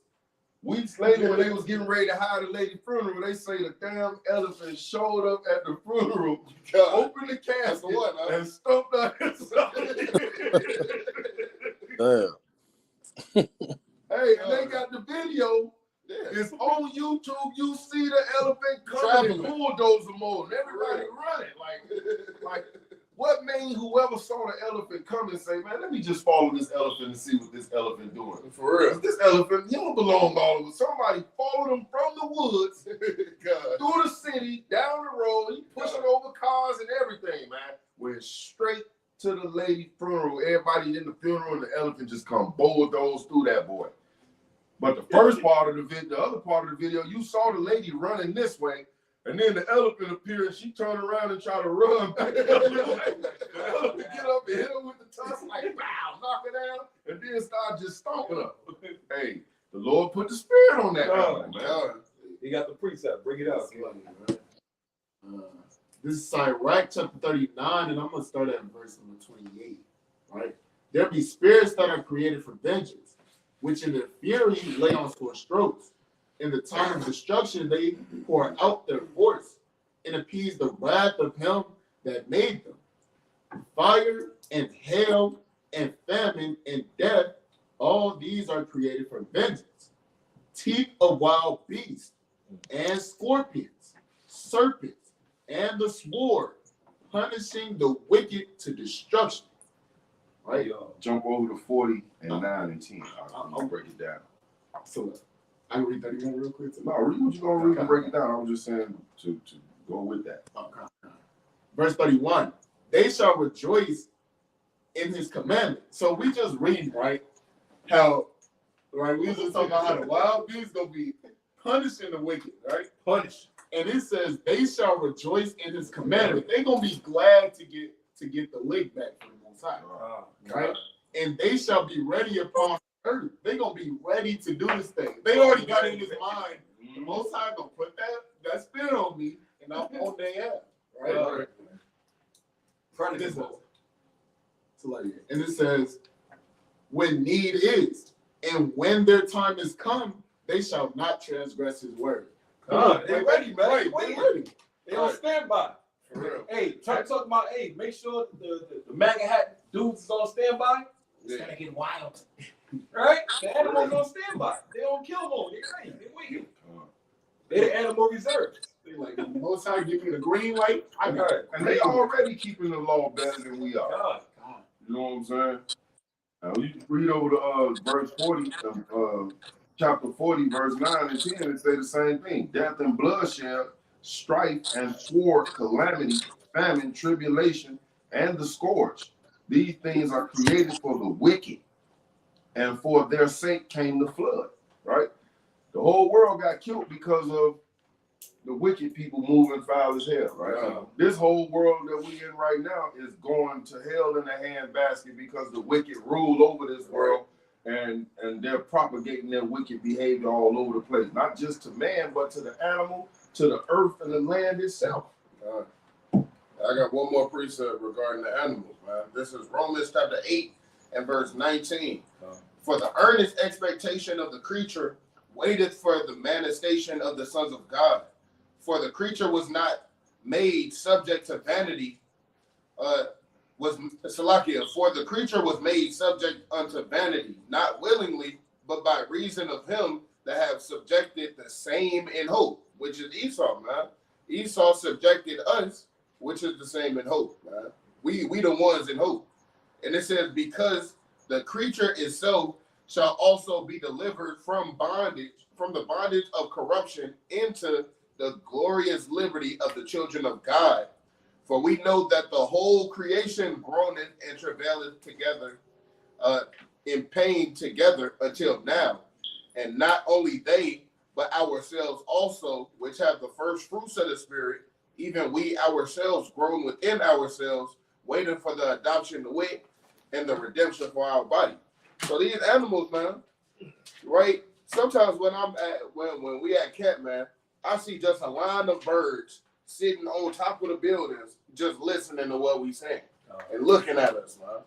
They waiting on the real. They over there waiting for us to get our lick back and for the Lord to tee this place up, man. Right? So I'm inclined to believe what Nadir believe, man. They passing down stories, man. And you know what, man? The damn birds, man, they see everything that's going on. During all the so-called Black Lives Matter protests, they up there on the damn telephone line poles watching, man. Right? You could just see those up in all the videos, man. So they over there waiting. And you gotta remember too, man, when he was getting ready to flood everything, how many animals did he tell Noah to take? Two of each kind, but it was seven of the righteous and two of the unclean, right? So that means that he got out of the whole creation, he chose a group, a specific number of animals too, to be the hopeful elect of the animal kingdom. Right? And those are the ones that are in travail too. You don't see Esau doing to them stink pigs what he doing to the damn lions and the he wiped the elephants and all of them. The buffalo out. Yeah, and he wiping all basically clean animals out and multiplying things like pork, you know, the swine and things like that. All the abominable animals, man. He multiplying them. And Salaki, I seen this video today. It was an Edomite couple that was poaching and hunting a lion and killed one lion, right? And they was sitting on the lion's neck, posing and everything. Oh yeah. You see that one, right? Yeah. Yeah. Boy. Right. And while that's happening, they posing and everything. 5 minutes later, the lion's brother pull up behind them and keep them both alive. Yeah, I saw that. You see that one, right? They try to run. They try to run too. Yeah. They try to run. Right. Hawk them down. Right. What you said, Hawk? Nah, I just said they try to run, but can't run from the king of the jungle. Yeah, God. God. Yeah. So let's get what we got. What we have. Okay. So this translation says, the rider appeared to be clothed with a full body of armor made of gold. Right? I'm gonna go to the regular Apocrypha from verse 26, right? verse 26. Lord mercy. Moreover, 2 other young men. Right, so there's already one, right, with the animal. Now it said, moreover, 2 other young men, right? And this is speaking about who? The angels. It didn't say they were old, it said they were young, right, in their prime. Like it had with 2 Ezra chapter 2. When Yahushua was crowning the elect, it was Ezra was asking, hey, who's this young man that's crowning them all? And they said that was the Son of Man, that's Yahushua. But he was young, you know? Moreover, 2 other young men appeared before him, notable in strength. Notable in strength. It was brolic as hell. Muscles ripped all over their body, man, you know? Excellent in beauty. Excellent in beauty. They were perfection. Clean skin, clear skin, everything. Right? You know? And comely in apparel. Right? And handsome. He's speaking about the angels. You know? Who stood by him on either side. Right. Hey, you know that saying? Hey, I'm trying to get some advice, and I got one angel on my right hand and the devil on the left. I don't know which advice to take. Right? Well, Heliodorus had no choice. Right? He's gonna listen to both of them. And the way he's gonna listen to them is with this. It ain't with no talking, it's with this. He's gonna get a knuckle sandwich. Right? And comely in apparel, who stood by him on either side and scourged him And continually. then what? And scourged him So continually. they beat this white man up and down, left and right. Right? They hit him with a 50 hit combo. You thought Street Fighter was bad? They hit this man with a 30,000 hit combo. Boxing, uppercut, rib, like in that movie Creed 2. Right? Remember with the body shots? The dude was hit him with the body shot and hit him right under the arm, the elbow and everything, and the upper arms and all of that. These angels beating this white man to death on both sides. You see them cartoons? One punch him, the other one he's facing that way, the other one punch him, he's going back and forth. They're whooping his behind, you know? And scourged him continually and gave him many sore stripes. They gave him what? Many sore stripes. Right. Speaking about the zebra or animal with the stripes, right? He got beaten with many stripes, right? All because he tried to rob God. Like to say, hey, would a man rob God? Well, Esau sure as hell gonna try it. And when he tried it, the Lord sent them angels on him. And he couldn't run, he couldn't escape. He got drop kicked. He like, oh, you get back up, and you looking up, and you looking towards your left and right, and you see Gaban Danyala about to break the brakes off you. And you like, Lord mercy. You get knocked out, you looking up, like, nigga, 10 feet. What the God. right? I done seen brothers rip the legs off of couches like it was chicken.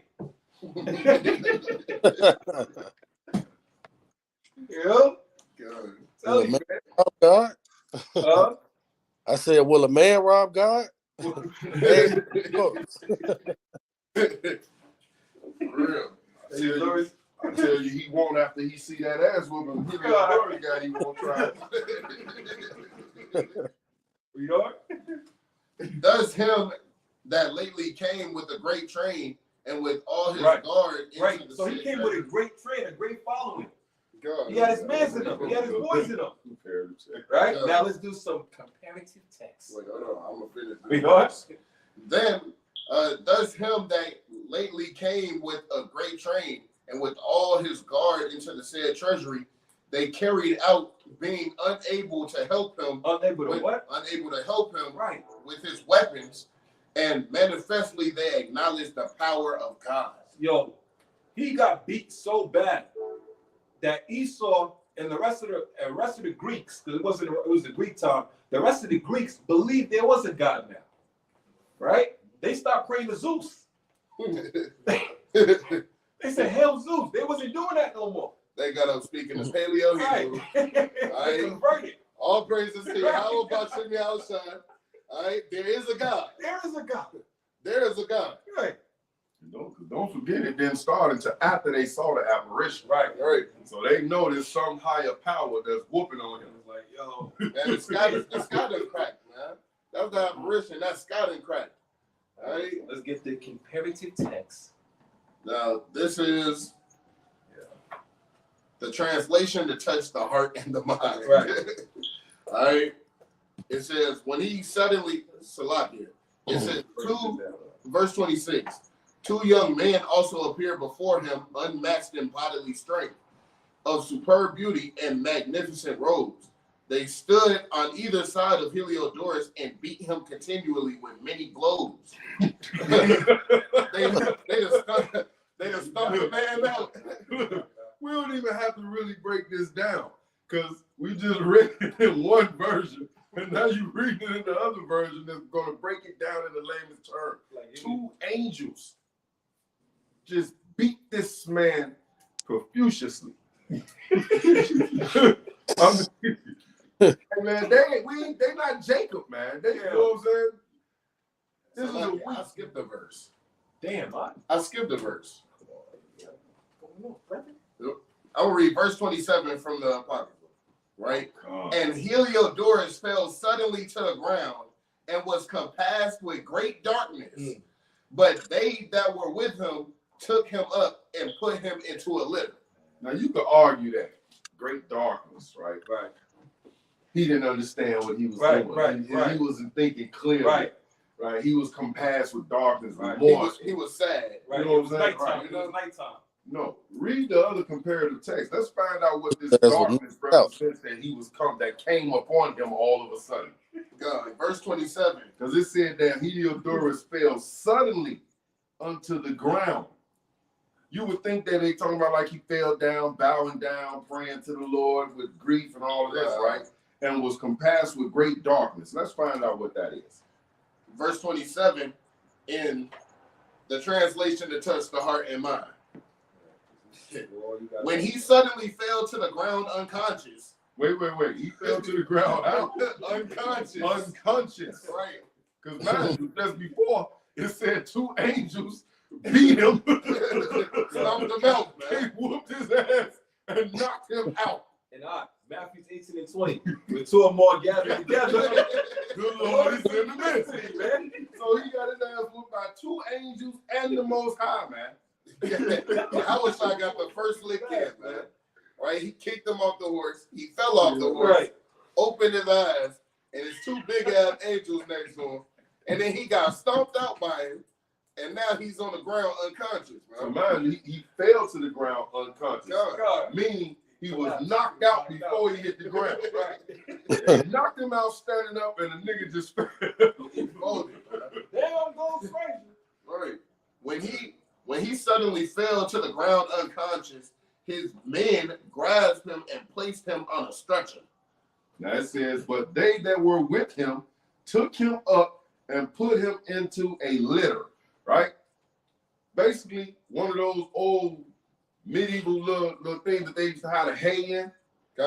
Like today, we would call it like a trailer. Think about if you got a trailer on the back that you roll your lawnmower up on with the little walls on it. They put them in one of them and wheeled them off. Yeah. Right? Basically, the ambulance of the 8th century. But this is a hell of a trailer, too. You know what I'm saying? But, Movie yeah, it was a movie And clip. on the real, the But litter they hauled him off in what? on a stretcher. On a stretcher. So that means somebody was hollering, medic, Right. help, medic. help." You know- They was calling for the military medic Right. to come over there. They kind of ran over there, opened up the little stretcher thing. Right. Heliodorus, so they put him on the stretcher. 2 guys grabbed it and ran off with it. Them litters, right, is those things that they be like. It takes them to 2 to 4 people to carry, Yeah. right? And there's 2 poles on them, Yep. and they got like a sheet or something holding them up. Man, Yep. that's a litter. That's a stretcher. A damn Like- cot without the legs. Yeah, a cot without the legs. And it's lucky. Remember, we gave the comparison earlier. The temple could also mean your body. Oh, So this could symbolize Heliodorus and his many men to symbolize demons trying to infiltrate your body and trying to destroy you from within. oh. Right? Trying to destroy your spirit. So what the Lord will do, Psalms 34:7. Those that fear the Lord, he have angels around to compass you and protect you. Done. So these angels could symbolize your defense mechanism, like with the blood cells, the white blood cells. Oh. And they're coming in and they're whooping ass.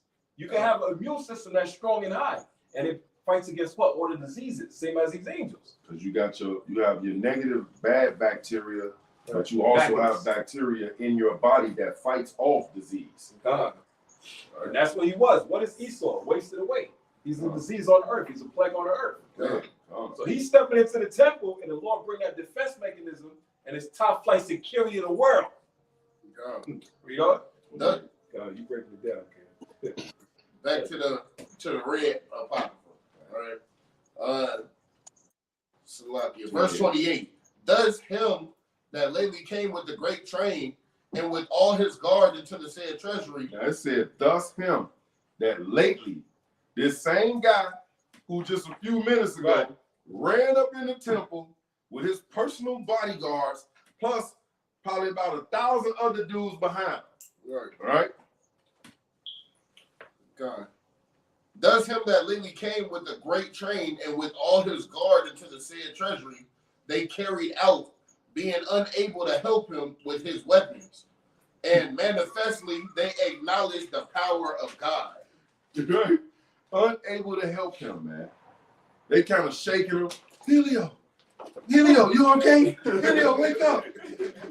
What they do to Helio? Right? This great mighty warrior of theirs, okay? This Goliath of their time, okay? He got taken out, man.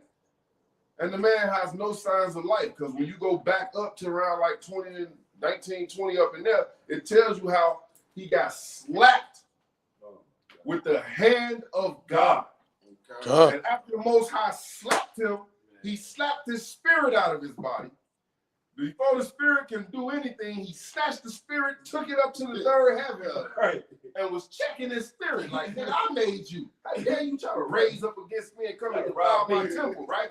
And then Right. slammed him back down to the earth, into the body.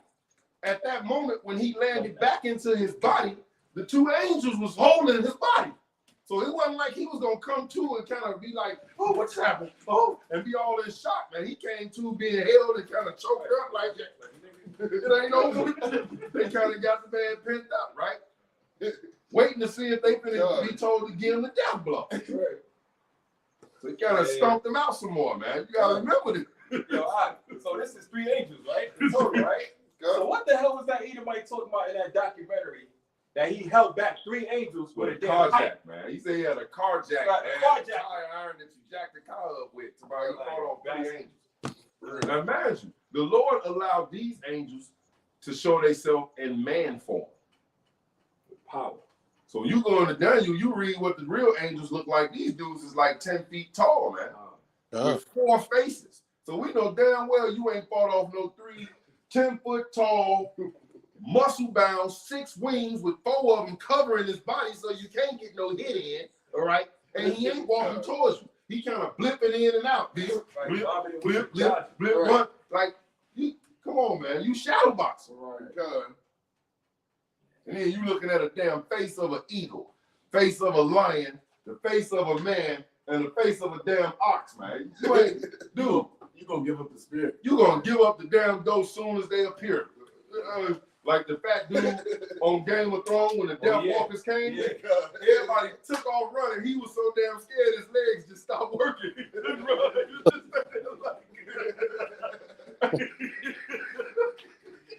Yo, I'm telling you, man. That's how Jay going. You can't make this up, man. For real. Hey, this is literally the top ass whooping out of all the scriptures, for real. Yeah. Nobody got whooped like Heliodorus, man. All right. Verse 29. For by the hand of God was cast down and lay speechless without all hope of life. Slap the spirit out of him, man. Without the spirit, the body without absence of the spirit, you dead. God. So he slapped this man to death, literally. Okay? Knocked his spirit out of him, and then what he do with the spirit out? Salaki, I'm gonna grab this right here. Yeah. God. It says, verse 29, while he was being cut down and left speechless through the divine power and deprived of all hopes of recovery. So this man was dead. The Lord slapped his ass to death. Literally. Yo, all right, check this. Yo, quick precept. Bring it up. This is a good precept right here. Wisdom of Solomon 12:22. This is Wisdom of Solomon, chapter 12 and verse number 22. Bring it out. And Yeah, reads, Wisdom of Solomon 12:22. Bring it out, King. therefore, whereas thou dost chasten us, thou scourges our enemies Now, scourges our enemies how many times? 1,000 times How many? more. 1,000 times more. That's how many hits this man done took from the angels, man. They beat him to death. Read on. To the intent that when we judge, we should carefully think of thy goodness. Right, that's it. Drop that right there. You see what happened? While he's getting his ass whooped, we like, God is good. We like, Lord of mercy, man. That ain't us. We like, damn, thank God that ain't us. Hey man, that's Where he what got it, man. Romans 8:7. Because the carnal mind is enmity against God. Enmity meaning hatred against God. For it is not subject to the laws of God. Neither indeed can be. Right? That's why this dude think he can just roll up in the Lord's temple and be all lawless and just be over proud like he just gonna come up in the Lord's house and just spit on his floor, man. And ain't nothing gonna happen to him. Right. You gotta remember, man, Israel just got the temple built back up, okay? Through Cyrus, right? Yeah. Darius tried to tell them to build it up, but then you had the haters who got the work stopped. Cyrus comes along and tell Israel, hey man, all y'all go back, finish building up the temple of the Lord, all right? And we're gonna give y'all a monthly stipend, all right, to keep the temple in order to feed the people with, okay? And then here this bastard comes along after all of this and think he's just gonna come up in here and destroy the temple again? Wait, and you just got through bringing out, what's his name now? With Simon. With Simon and with them Right. robbing the temple. Yeah. Oh, you going too far, man. Lord, I gotta make a real example out of somebody. And it was pride on Heliodorus, man, because you know that they heard about them stories about them brews, man, and they God on how they overthrew it. You know what I'm saying? So he was gonna pull a Nicanor out. Yeah. Look, this how right chapter 10 and verse 13. For pride is the beginning of sin, and he that hath it shall pour out abomination. And therefore the Lord brought upon them strange calamities and overthrew them suddenly. That was strange as hell how you see a chariot and somebody hopping down from the chariot with the kung fu Right. feet. Yeah, he kind of came You to know the what sky I'm like, It's on Michael kick, man. Right. All right. Let's get back to Maccabees. God. and you would think that Nicanor heard this story, man. God. He ain't believe it. He ain't have no claim. You had to see it.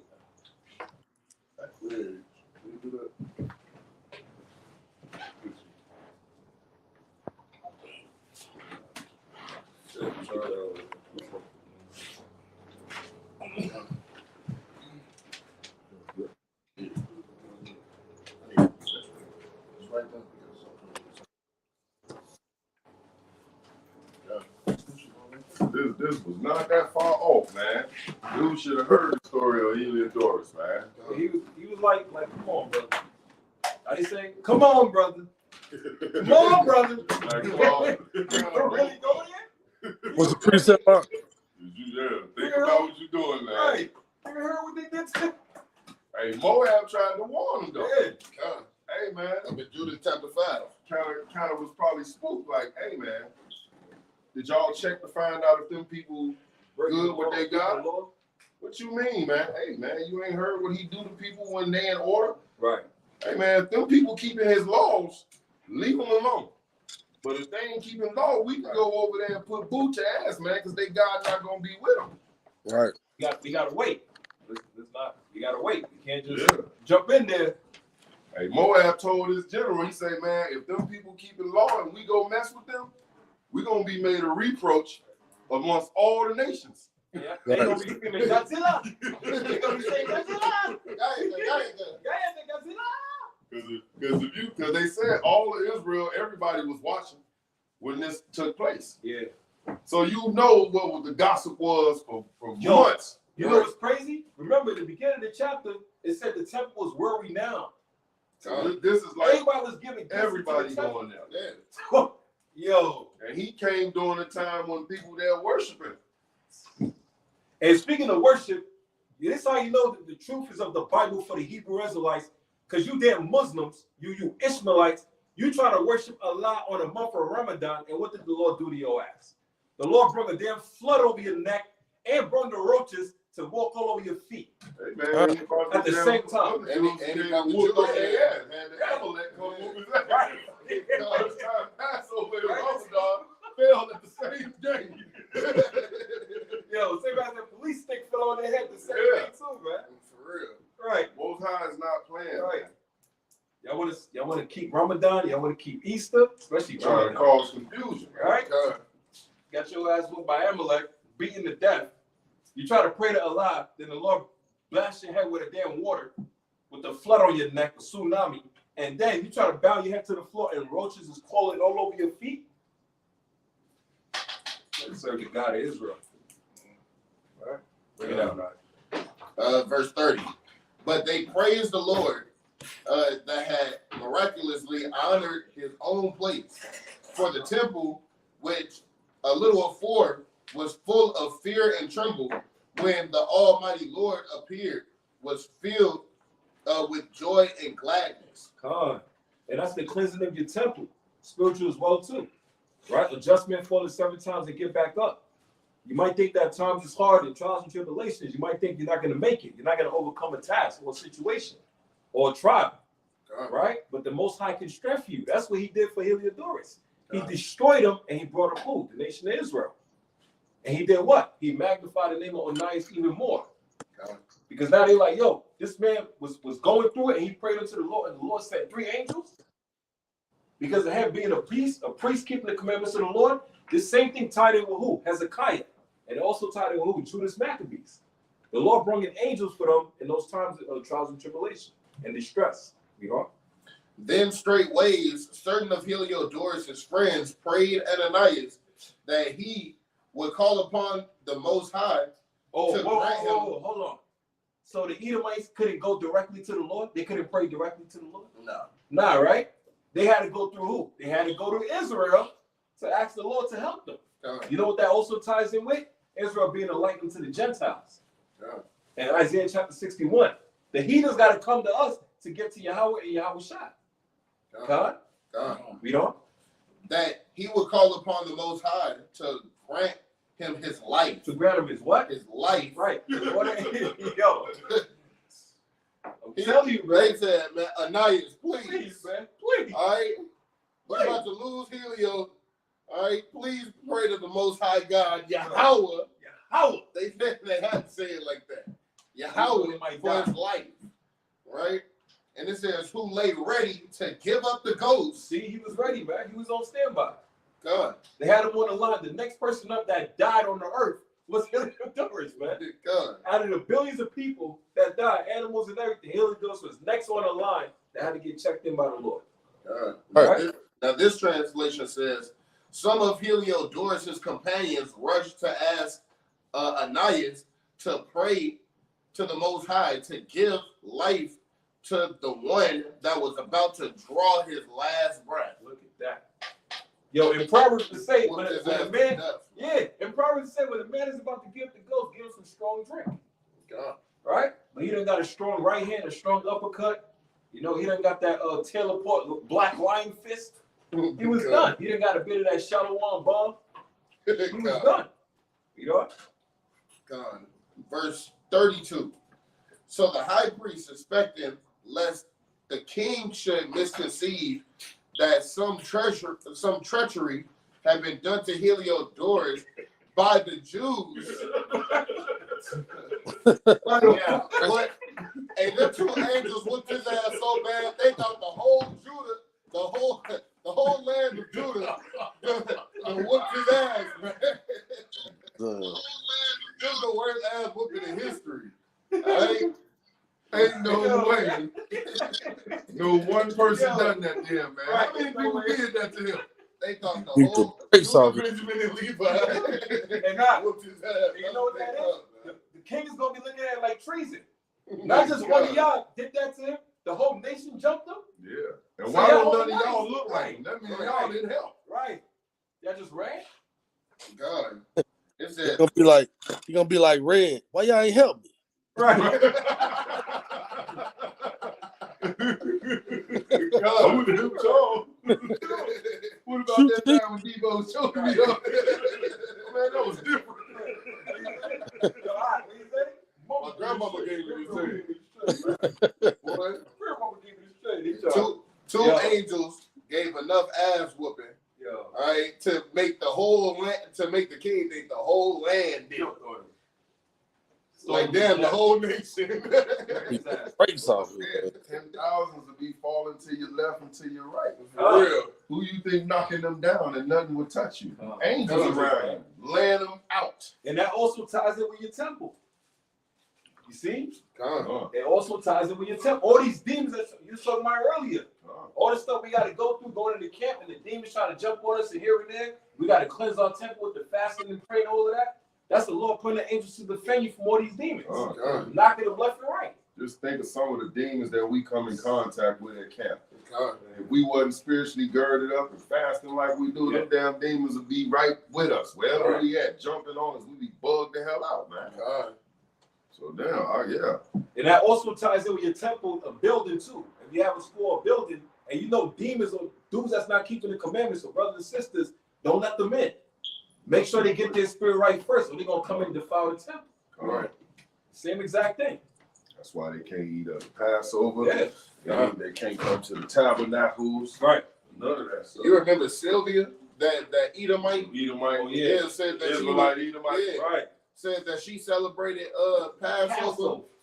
That Passover I not told for her. you when she said, I said I remember her. I saw her in the video. YouTube and they In that Passover video. Right. Hell no. See, the Passover not meant for them. So they shouldn't eat. The Passover is about destroying them. Right. What they eating with us for? Huh? Right? One thing they're supposed to eat is vultures and crows and die.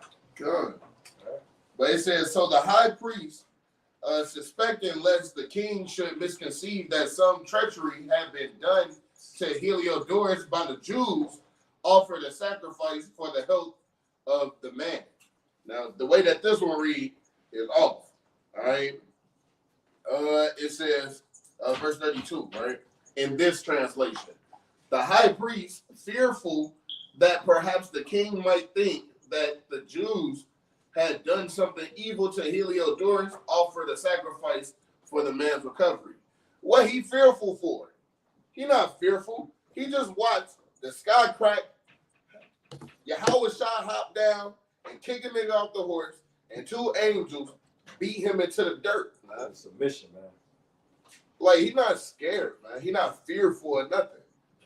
Right? He Yeah, just he's watching. working. Right since he in it now. Done. It says, verse 33. Now, as the high priest was making an atonement, the same young men in the same clothing appeared and stood beside Heliodorus, Woo! saying, It said the same what? the same men, The same young men. You know? the same young men in the same clothing appeared and stood beside Heliodorus, saying, give Ananias the high priest great thanks, insomuch as for his sake the Lord had granted thee life. Now, yo, I get Mark He like- 16:5, 16:4. He like, nigga, you better be lucky, man. You thank him. You know what I'm saying? Check this out. The reason- righteous man. And the reason why I keep emphasizing young as being young men, right? Like in 1 Maccabees 14:9, where the Lord said the ancient men sit in the streets and the young men were warlike apparel, right? So read that part again. Good. Now, as the high priest was making an atonement, the same young men in the same clothing, And Ananias had to pray to the Lord to give this mercy for this Edomite because of the ass whooping he took. God, The ass whooping was so bad, he like, damn. Like, God damn. Right? He done got beat to death. God, And Ananias didn't expect it to be like that.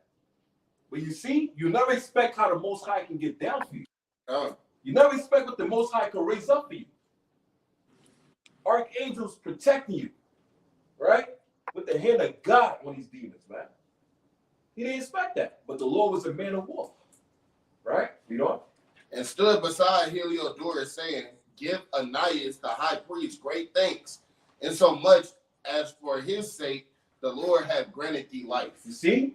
As for his sake, because of the sake of Ananias, that the Lord gave him life. Why? Because Onias asked the Lord, please show this person mercy. God. Why? Because guess what? Heliodorus was used as a messenger. Right. He had to go back to the king and do what? We're going to get to that. But read this real quick. This is Mark chapter 16 and verse number 4. And when they 3. verse 3, and they said among themselves, who shall roll us away the stone from the door of the sepulchre? Right. So they have the place where Christ's body was buried, right? And the sepulchre basically is like a grave, like a tombstone place, right? Or burial. And they said it was a big ass stone that was blocking it, like a door, right? They said, who's gonna move this away? Read on. And when they looked, they saw that the stone was rolled away, for it was very great. Right. It was a big stone, it was a big rock, and it blocked like the damn door path and everything. Read on. And entering into the sepulchre, So they enter into the cave. This is Mary Magdalene. And what they see? they saw a young man. They saw what? They saw a young man They seen a young man in the cave doing what? Read on. sitting on the right side, clothed in a long white garment, and they were afraid. Why they was scared? And Right. It said they saw a young man sitting right on the right side of Yahweh on his body right there. Right? Wore like apparel with a long white garment. And they was shook. Why? Because they seen the angels. And the angels were young. Not like 10 years old or 13 or 15 or 16. They look more like 25 or 30 in their pride. With power.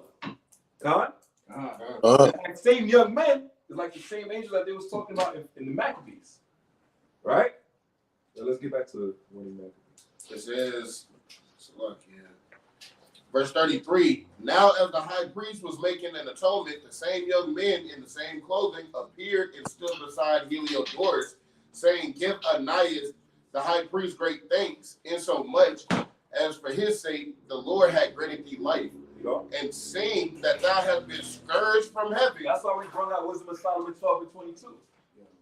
Scourged 1,000 times. Seeing that you done And you- received a heavenly Yeah, ass heavily ass whooping, man. Celestial. Biblical. So right here. God. All right, I was just going back to that in Wisdom of Solomon chapter 12, verse 22, right? Right. At the end of it, it says, we should carefully think of thy goodness. And when we ourselves are judged, we should look for mercy. That's what happened. Onias was Yeah. looking for, was mercy to Heliodorus. But right in 2 Maccabees chapter 3, right? In verse number 29, it says, for he by the hand of God was cast down and lay speechless without all hope of life. Like he knew it was over with. It was He a knew wrap. it was no mercy for him. That's it. But only for Onias, it was mercy. That's the only reason he got that mercy. And that's why he's Right. For another reason why he knew it was over too, they don't know. His buddies didn't know that his soul was in the third heaven. He knew that his spirit knew where he went to and what happened to him in that third heaven before he got swung back to earth. And you know what's powerful about that? There's a video on YouTube of a white man that died and went to the third heaven. And he said when he seen the gates of heaven, he tried to go in, and the gates opened up, and it was all black people in there. He was about to get his ass And he stumped out. said, But they- he wanted to go back up. he said it was all angels there, and they was looking at him like, nigga, you ain't getting in here. You ain't getting in here. And it was all angels, big as hell, brolic and powerful. And he was like, oh shit. Hey, that's why Like, he you didn't like go that when he nigga. woke, when he came. Yeah, That nigga was repenting. he understood. He truly understood what's up there. Literally. And now he's cleaving. God. You see? Mhm. Now the man cleaving. Like, oh shit. For The real. only way I'm getting in here. So when you read on, it goes to tell you how he made a supplication, a praise, God. he did something on Yeah. the behalf of the Lord. God. You know? And seeing that thou hast been scourged from heaven, From heaven, man. declare unto all men the mighty power of God. You see? Yo, he took the Paul. God. When Paul woke up to the truth, Yahweh God. he was on fire all over the place. The same one Paul that was scourging Israel, that was killing Israel, now he's going all over the world preaching Yahweh. Right. But his Edomite, he looking for Paul. He like, shit. Right? He like, I'm not doing the work. I gotta do the work. That's the only chance we gonna get. Right. We know we done. This is the only way. This is the only salvation we gonna get. We better talk about the Most High Yahweh Shah, Because even though we gonna be slaves. That's what Esau was thinking. This is what Heliodorus was thinking. Now he cleaving. You know what? and when he had spoken these words, they disappeared. Salakia, they appeared no more. I'm gonna read this verse. And you know what's crazy? Physically and then spiritually. So they appear physically, manifested physically to angels, and you don't see them all the time. That don't mean they're not there. They there.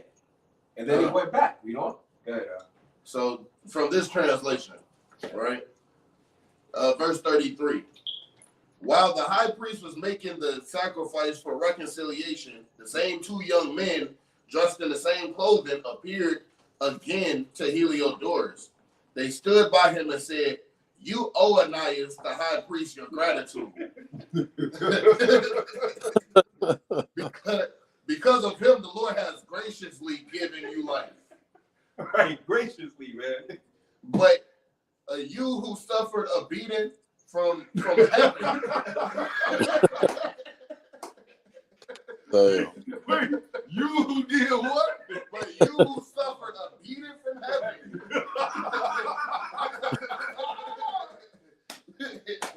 must proclaim the great power of God to all. Once they said these things, they disappeared. Yo, This is self-explanatory. that's it. That's self-explanatory. That's it. God. The man said, nigga, you got your was I zooked from Right. heaven. Right. Now You go Man. over and tell them know what the hell about happened, man. it, right? Put some respect on his name. For Hey, real. Ananias Yo, You said what up? was like, "Get up, Craig. Get up." Woke him up. Get up, Craig. Craig, get up. Get up, Craig. Get up, Craig. yo. And Live to fight another day. Joyce came back in his body from his spirit, and the angels told him straight up, "Hey, you're reborn again, and you got one job, you devil. Now go to verse 35 That's your one in the job. red book. Go tell the people the truth." Verse I 35. got In the baptized. red book. God, of in the regular. That man got Right. baptized, man. So Heliodorus, after he had offered sacrifice unto the Lord and made great vows to him that had saved his life, and saluted Ananias, returned with the host to the He did king. what? He did what? Returned with his host No, to he the saluted king. him now. Come He showed him on. respect Saluted now. Ananias. Man, he kind of got up, beat Right. him up. Right, he gave him the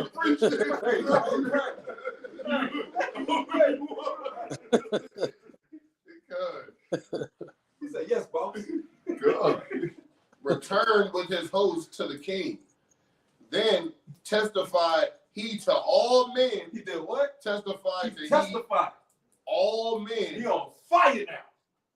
You know the what? works of the great God, which he had seen with his eyes. Oh, he did more than saw him. Okay. It was a misunderstanding Right. when the Lord got So when his spirit was Yeah. lifted up out his Yeah. body, he witnessed that. No, you saying it too nice. When his spirit was slapped out of his Right. body. God, Great by the hand of God, By the hand of God. man. he witnessed all that. He saw it all. His And then spirit went kind of back was up down, there we looking got down down at to everybody down there. Get up, Craig. Craig, get up. And he like the movie Ghost. Oh, When yeah. he shot him and Yeah. his spirit chased after And he didn't dude. even know he was And dead. he held old girl back there to us. No, get up. And he turned around and see himself back there. That's what Heliodorus did, man. God. That nigga looked down from the third heaven at his body laying there lifeless. Like, oh, hell no.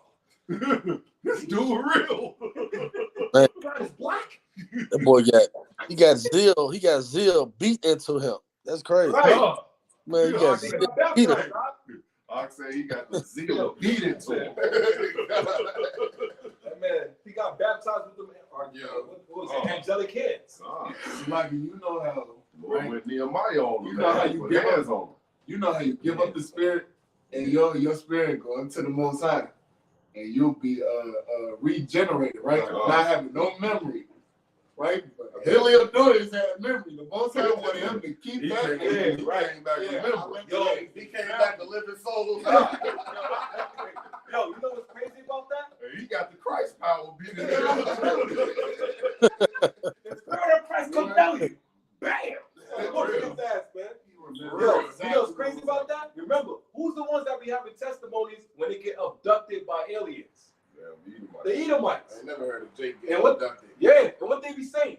They say, I don't know what it is, but the one thing I remember, I was getting tortured, they was doing this to me, and all this and that. And they was shook. They were like they was shook.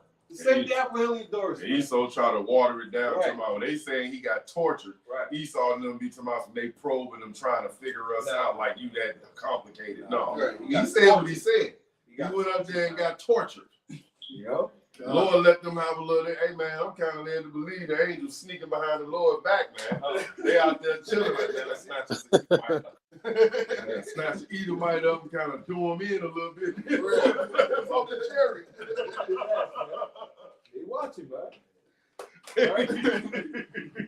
You see that? Where that picture? Oh man, boy. This story, you take your time with it. God, I'm gonna read this verse, verse 35. It's like real quick. This what it was right here. He's like the Lord looking down. He choosing. Yeah. He said, all right, go get that crap right. Go get him right there. All right? See? Like the Lord looking down and saying, yeah, go get that one. The Lord looking down on him. Say, go get that one. Go get that one. Go get Tom. You know? God. Good, I'm gonna man. read this verse from verse 35. Heliodorus offered a sacrifice to the Lord and made many solemn promises to the Savior for saving his life. After thanking Ananias, right, who took his military force back to the king. He took his military force back to the king. You see, he didn't come with a small group. He came with a military. They're trained. You know? So he could have had a legion with him, Right. 6,000, because Rome carried them Roman Greek. They traveled in Same types legions, of things. Yeah. 5,000-6,000 under one general. He testified to everyone about the works of the great God. The works. He got that work. He got that work. That work. Work. About the work of the great God that he has seen with his own eyes. See, he's seen with his own eyes. Now, how can you see the Lord? You can't Unless see him you on the there. earth unless you're there in your spirit, You have to back in die. the third heaven. You whooped his ass. God, Man, slap your ass to death. God. Was a person. It's Heliodorus in the book. Yeah, that's it, man. That's the name right there, man. I'm gonna read in the regular translation. 37. I'm gonna read from 37 to 40. Right? It says, and when the king asked Heliodorus, who might be a fit man to be sent yet once again to Jerusalem, Wait, but I thought Heliodorus was that fit man to be sent. He was that mighty man. He was Live the in the one. job, man. He was I Arnold mean, Schwarzenegger. if you had somebody better than him, I'm inclined to believe you would have sent him already. Right. That's why the king asking him. Now, He asking him. the king don't trust his own judgment no more. Right. Like, who would you send? You know what I'm saying? What he tell him? I thought he was the best. He said, if thou hast any enemy or traitor, send him thither. You got the ops. You better send an op over there. Don't send nobody you love. Right. For real. Because that dude ain't playing. And thou shalt receive him well scourged. He gonna come back looking just like me. Well whooped ass. Hands and everything. Beaten with stripes. And thou shalt receive him well scourged if he escape with his life. For in that place, no doubt, there is an especial power of God. For he that dwelleth in heaven hath his eye on that place, and defendeth it, and he beateth and destroyeth them that come to hurt him. Don't you see me? God, I'm living proof. Living for proof. real. And the things Exhibit 8. God, and the things concerning Heliodorus and the keeping of the treasury fell out on this sword. So they just gave it up, man. Now look how this one reads, man. right? Verse 37. When the king asked Heliodorus who would be the right sort of person to send again to Jerusalem, he said, if you have an enemy or someone plotting against your government, send him and he will come back badly beaten.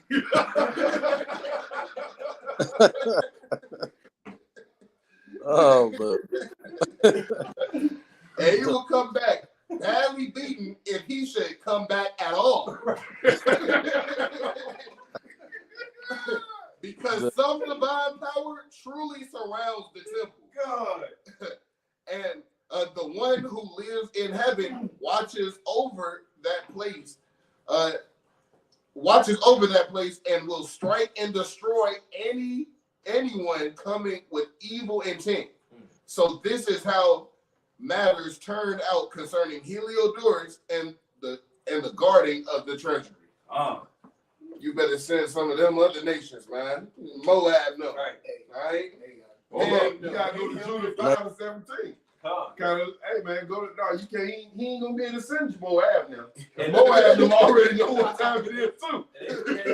You know what's For real. Remember that incident that happened last week in downtown Chicago? All them hundreds of thousand people, young brothers. They call it a kick or something like that. They call it when they go down there and they go down there and they bust out all the damn jewelry store windows and all that and they steal everything. Right. You know what's crazy? There was a couple that got caught, right? That they jumped. Did you know it was a Jake with an Edomite? Yeah, it was literally a Jake with an Edomite. That's probably why they whooped him. Yeah, and the Edomite woman tried to run this and that, and it was whooping her ass. God. And it was hundreds of them. It was whooping her ass. And the Jakes that was with her. So think what's crazy about this. You got W5 with your teacher all the time, right? What if they probably won that same Jake a couple of camps ago and he didn't take heed? Because you know we be seeing a lot of Jakes walking past right there with them damn Edomites, man. And he didn't take heed, and then the Lord used that crowd Same to whoop place his ass. that In you that got same warned place. to get your judgment. Right. You got it, but he probably didn't. Unless the Lord used that to whoop the Heliodorus sight into him. You ain't got the eyes to see, man. It's gonna go right over your head. You gotta be in the spirit. You gotta be in the spirit to see this spiritual stuff that's going on, man. God.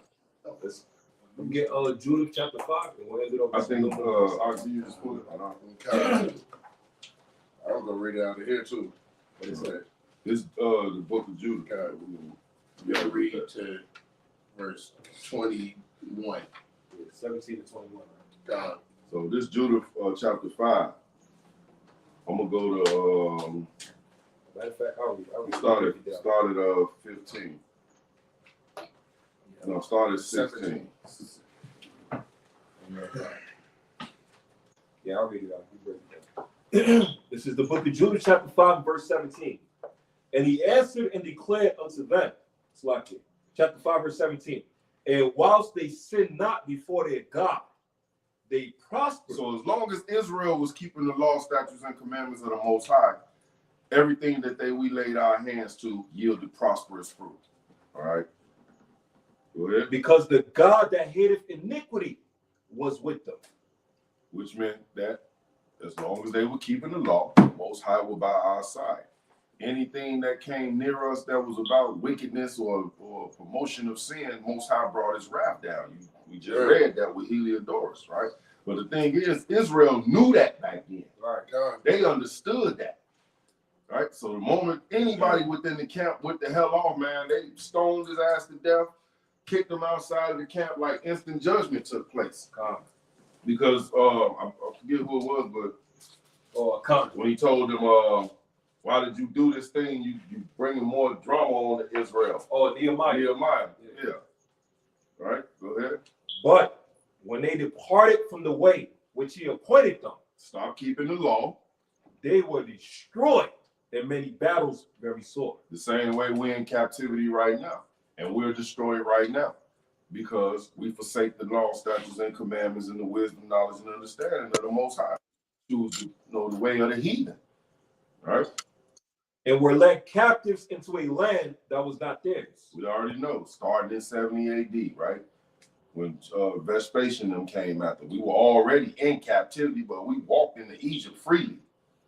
And while we were there, they looked at how we waxed mighty, right? We were having children, you know what I'm saying? We were caring for each other, right? This is what it be talking about, Deuteronomy 28:54, the man that was tender amongst you, like, right? We cared about our people. We took care of each other. And they saw that, and they was like, man, we got to do something about these Israelites, man. They having babies all over the damn place. Dude, like, yeah, man, that's just more workers for us. You know what I'm saying? Let them do what they do. We got to put them in slavery. Or if they get, because they so strong and so many of them that if they link up with any of our enemies, they're going to wipe us out, right? So that's how we ended up in slavery. But we hadn't done anything to the Most High yet. This was his way of showing us that he existed by creating the condition to deliver us out of it so that we can serve him and worship him, right? And were led captives into a land that was not theirs, and the temple of their God was cast to the ground. That's why we don't have a temple right now. Nowhere to worship, and people talk about the law done away with. No, the sacrificial law is done away with, but it's not done away with. It's been subparted into a separate form of sacrificial law, which is you making yourself, your body, a living sacrifice. All right. Fasting and keeping the law. You know what I'm saying? And not having our temple. We can't keep those laws, but what do? When we gather, our school, wherever we gather at, we consecrate that place. We burn the frankincense and myrrh, right? We pray over that place, and that becomes our spiritual temple. Once again, the duality to that is the spiritual cleansing of ourselves, because we're looking at the physical temple that the Lord's Spirit dwelt in, that he defended, right? But like Cap was bringing out, there's a second temple, because according to 1 Corinthians 3:16, you are a temple of the Lord as well, and he dwells within you. So as long as you keep that temple clean and undefiled and moving in the wicked spirit, the Lord is within us. So once again, where two or more of us are gathered, he's in the midst of us. So even us sitting here right now, all of us are a subdivision of the Lord's temple, but together we create one temple, right? We become one body. Go ahead. And their cities were taken by the enemies. And now are they returned to their God and are come up from the places where they were scattered. Because Israel, across the four corners, we've rethunk ourselves, as we were saying earlier. We're remembering that we are the children of Israel, and we know we weren't lost. We know that we were scattered. We acknowledge that we went into captivity by the hands of the Lord for breaking his laws. That's why we keeping the law.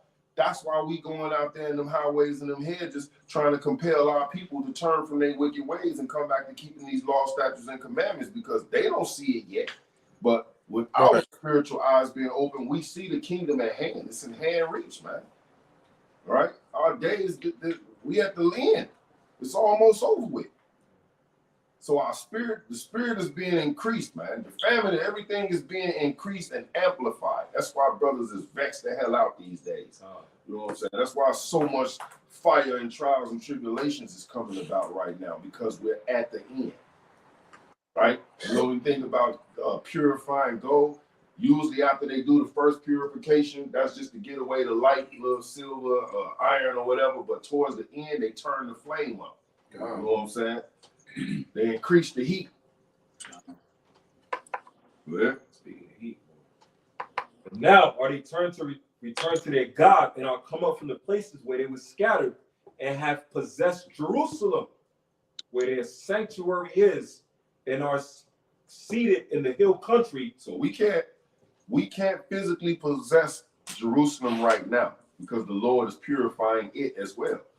He's cleaning that land up over there right now too. They done profaned it with all type of unholy acts of you know what I mean, with they same on same activities, right? The land and some of the elders even say when they go over there, you go near the Sodom areas, you still can smell the sulfur burning from where he rained down them damn fire and brimstone on them people over there, man. Right? So we can't return right now. So once again, wherever we dwell, it becomes the temple. It becomes the homeland until Yahweh shall return and we go over there. Right? For it was desolate. Now therefore, my Lord and Governor, if there be any error in this people. So this is the same, pretty much. This is like a dual Satan. That the same thing Heliodorus just told his king. Right. Right? This is a Moabite, man. This is a Chinese man. Because you know they had us in slavery too, diving for damn pearls and building the great walls of China, Yeah, Silk Road, the Silk Road slave trade, right? This is him telling his king the same thing that Heliodorus told his king. Now therefore, my Lord and Governor, if there be any error in this people, If these people are breaking the law, statutes, and commandments of their God to any degree, and they sin against their God, let us consider that this shall be their ruin. And let us go up, and we shall overcome them. hey, he'll allow us to be his whooping stick and beat them and take whatever we want from them as a form of punishment for breaking his laws. What? But if there be no iniquity in their nation, If they are keeping his laws, statutes, and commandments, let my Lord now pass by. act like you don't see them people over there, man. Right. Keep it moving. Heliodorus kind of told him, look, man, go get some ops, right? Go get somebody you don't love and send them over there. Right. They're going to come back, beat the hell up if they come back at all. That's a suicide mission. It's a damn one-way ticket. Send the suicide squad in He said if they come back at all. there. At all, man. Right? Let their Lord defend them. Then Heliodorus say is some type of mighty spiritual power that's defending that place. And their God be for them. And we become a reproach before all the world. Hey man, they're gonna talk about how you got destroyed throughout life. As long as life keep existing, you're gonna be written in the history books, right? They're gonna dig up fossils of your broke jawbone.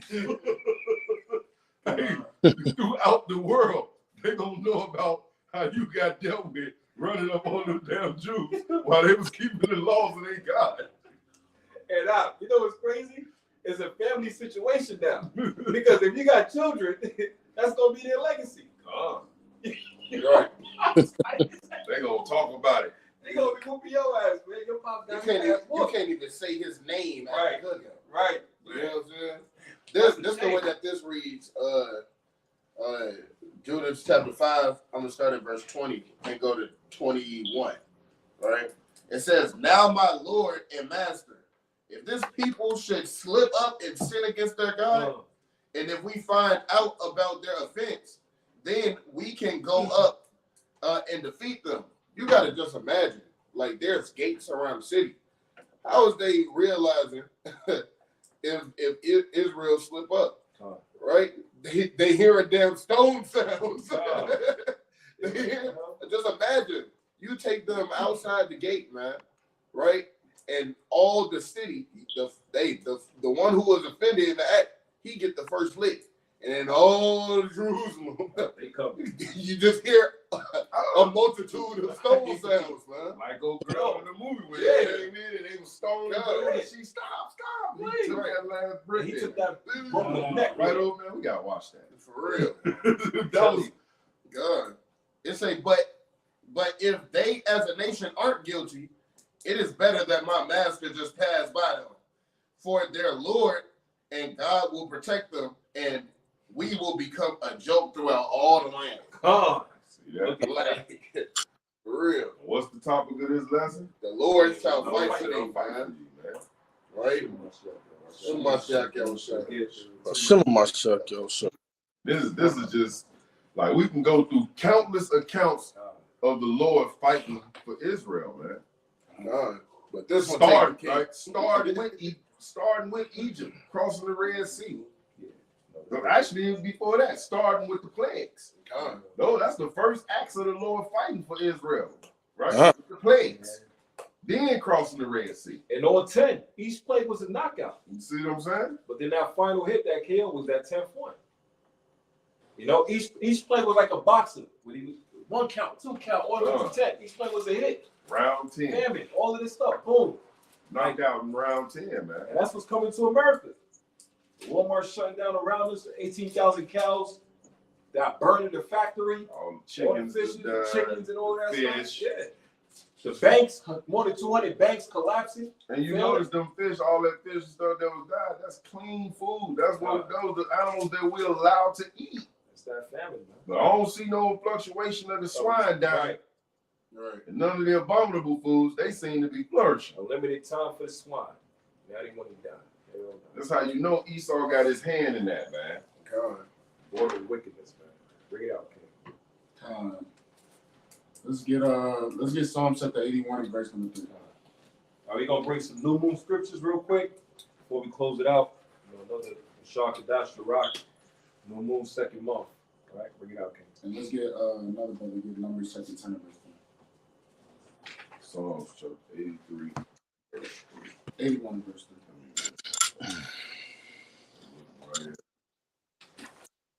Isaiah 66 and 23.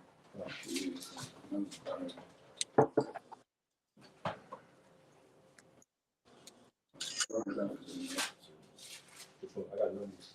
I got Psalms 81. Bring on Psalm. The book of Psalms, chapter 81 and verse 3. Blow up the trumpet in the new moon, in the time appointed, on our solemn feast day. Right, so we're supposed to blow up the trumpet in the new moon, right?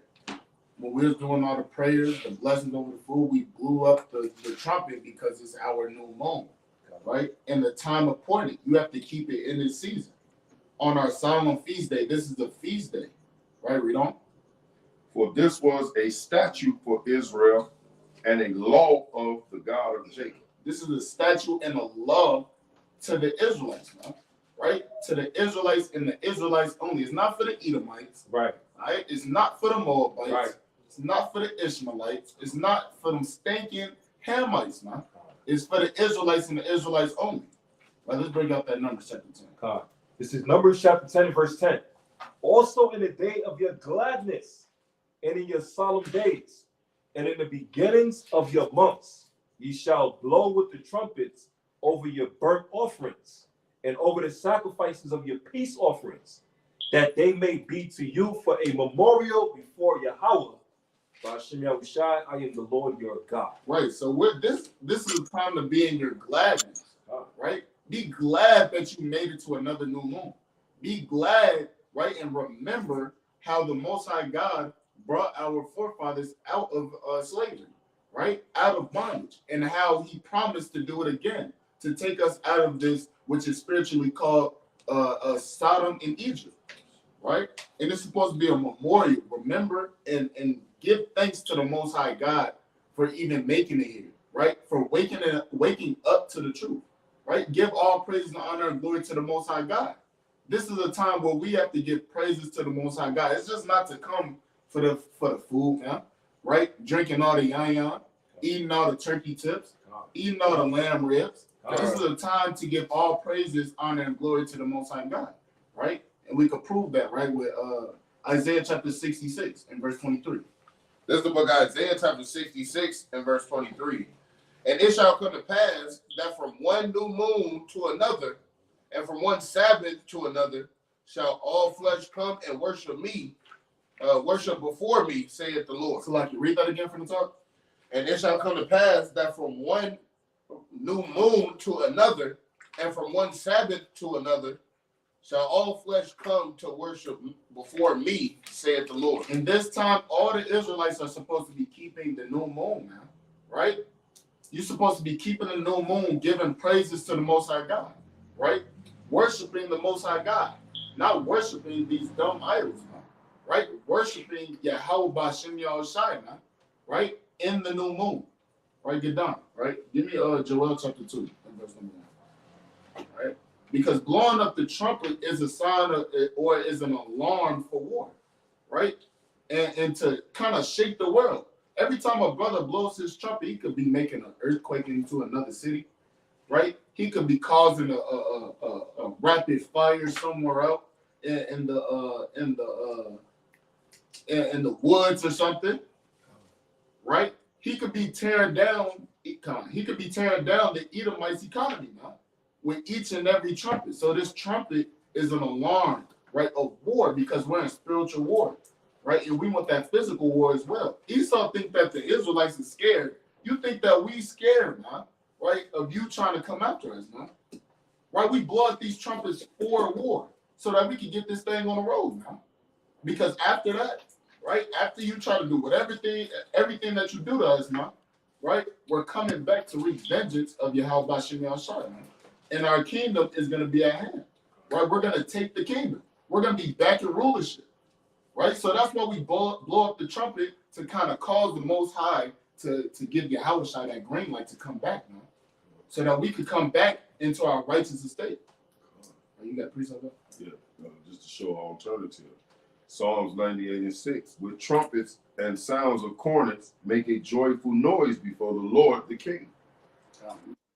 Right? Basically, we blow these trumpets in our times of celebration as well. Right? We make that same noise, screaming Kwam Yasharala, right? Shema Mashiach Yahweh Shai.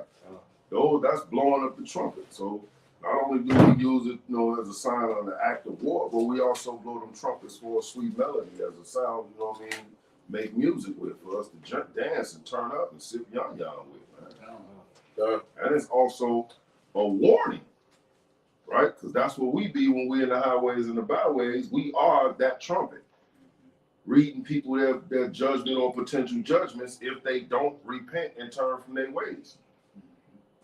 That trumpet blowing, man, that is a powerful thing in the new moon. All right, bring that up. Joel chapter 2 and verse 27. Bring it out. Chapter 2 and verse 1. This is Joel chapter 2 and verse 1. Blow ye the trumpet of Zion. It's like, blow ye the trumpet in Zion and sound alarm in my holy mountain. All right. Let all the inhabitants of the land tremble. And that's what you're doing when you blow up the trumpet, right? You're causing the earth to tremble.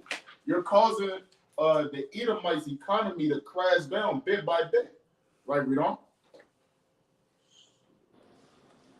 For the day of the Lord cometh, for is that night for is that night at hand. Right. So it's an alarm to our people to let you know that the day of the Lord is coming. The day of the Lord is at hand, man. Right? It's kind of time to get into your righteous spirit, man. Keeping the commandments to the best of your ability, right? Not causing anything to let you get kicked out the truth, man. Right? Not letting anything kind of make you fall out the truth, right? This is an alarm to show you that the Most High God is going to say Yahweh Shai back to destroy this place, man, and to raise up a new heaven and a new earth, right? We don't. A day of darkness and of gloomies, a day of clouds and of thick darkness. And that day is not going to be pretty, man, right? That day is not going to be pretty for a lot of our people and the heathen as well, right? We don't. As the morning spread upon the mountains, a great people and a strong, they have not been able they have not been ever the like, neither there shall be any more after it. Right. So when we blow up our trumpet, man, right? Like I was saying, it's us, right, out there on the highways and byways, even blowing up our physical trumpet, man, right? We're showing the people how great and strong we are, man, right? While we're out there on the highways and byways, right? We're showing the heathen that you cannot destroy us, man. You might be able to destroy the flesh, but you cannot destroy our spirit, man.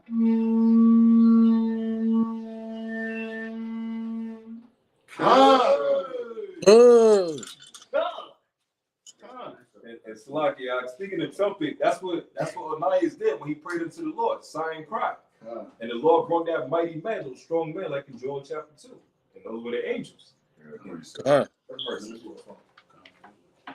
Yeah, pretty soon.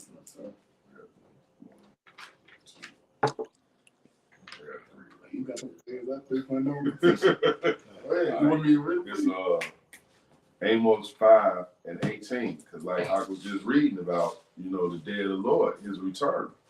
A lot of people got a misconception about what that is. So this is Amos 5:18. It says, "Woe unto you that desire the day of the Lord." Right? To what end is it for you? And that's a question mark after that. Right?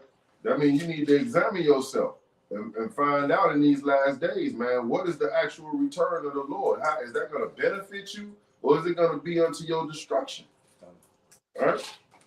Are you taking heed to them trumpets that's being blown up in the new moon and in the new year and throughout the year? All right? It says, the day of the Lord is darkness and not light. Right? Because he's coming to judge. When you jump over to Amos 8:11, it says, "Behold, the day cometh, says the Lord Yahweh, that I will send a famine in the land, not a famine of bread, nor a thirst for water, but of hearing the word of the Lord." Right? Talking about what Yeshua was talking about. It's going to be that Book of Eli act going on around this boy, man.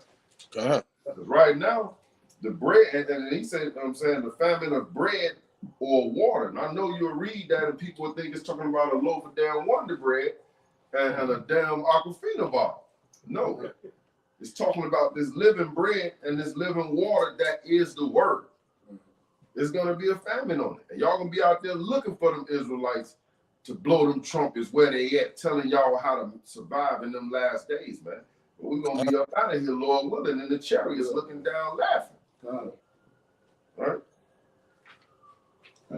One more.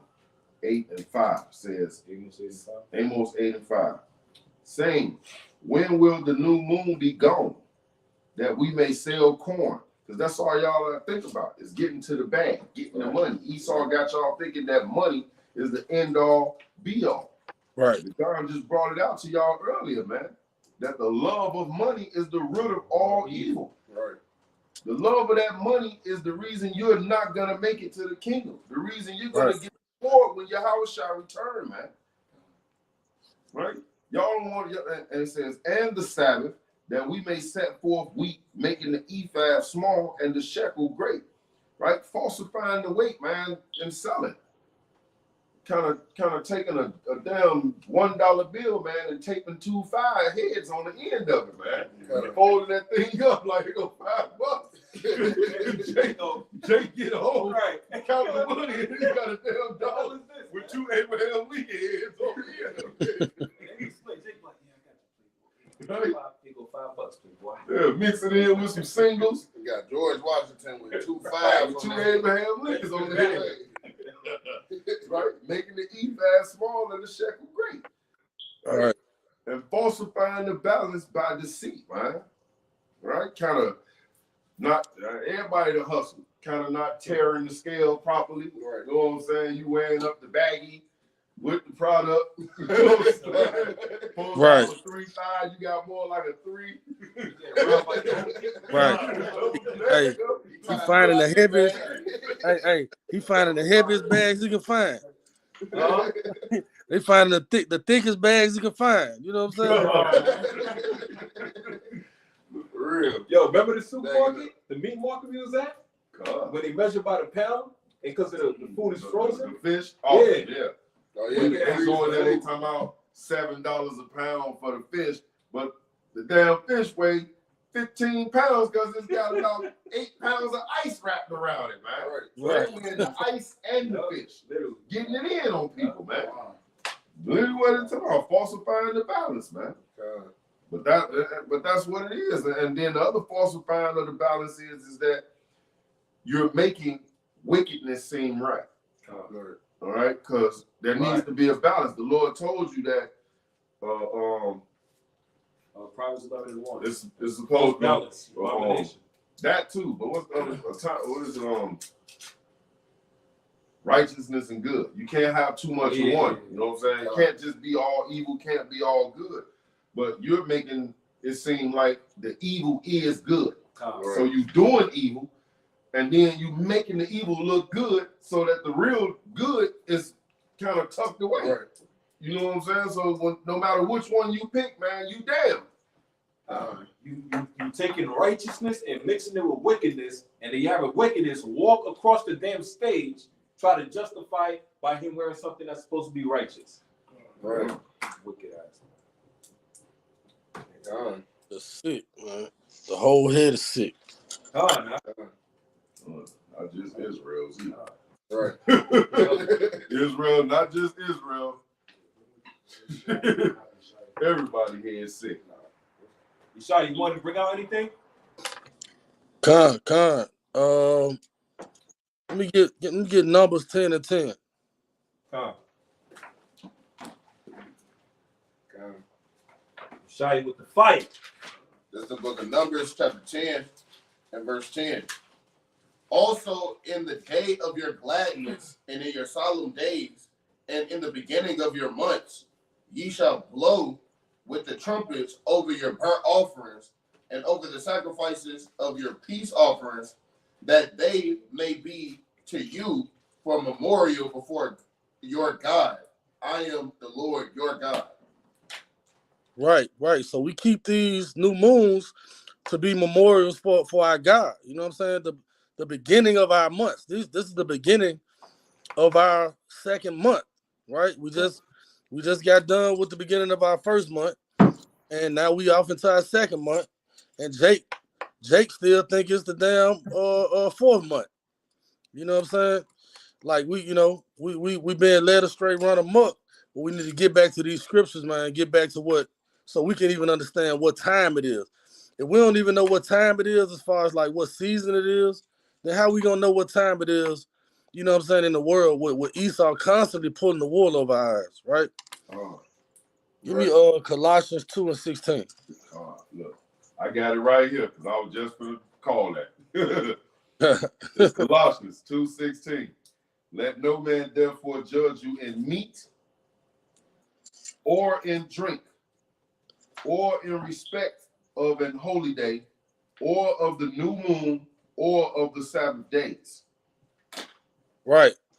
So keep rehearsing the righteous acts. Keeping these new moons is rehearsing the righteous acts. Don't let anybody judge you because of how you keep it, right? Because you keep it on the dark moon, the full moon, whatever. At the end of the day, you're rehearsing the righteous acts for the kingdom. You know what I'm saying? That's what this thing is all about, because we got to do it in the kingdom anyway, right? So that's what it's all about. So Israel, stay encouraged, stay on board. You know what I'm saying? Keep putting your best foot forward. And it's gonna be a hard road. It's not gonna be easy.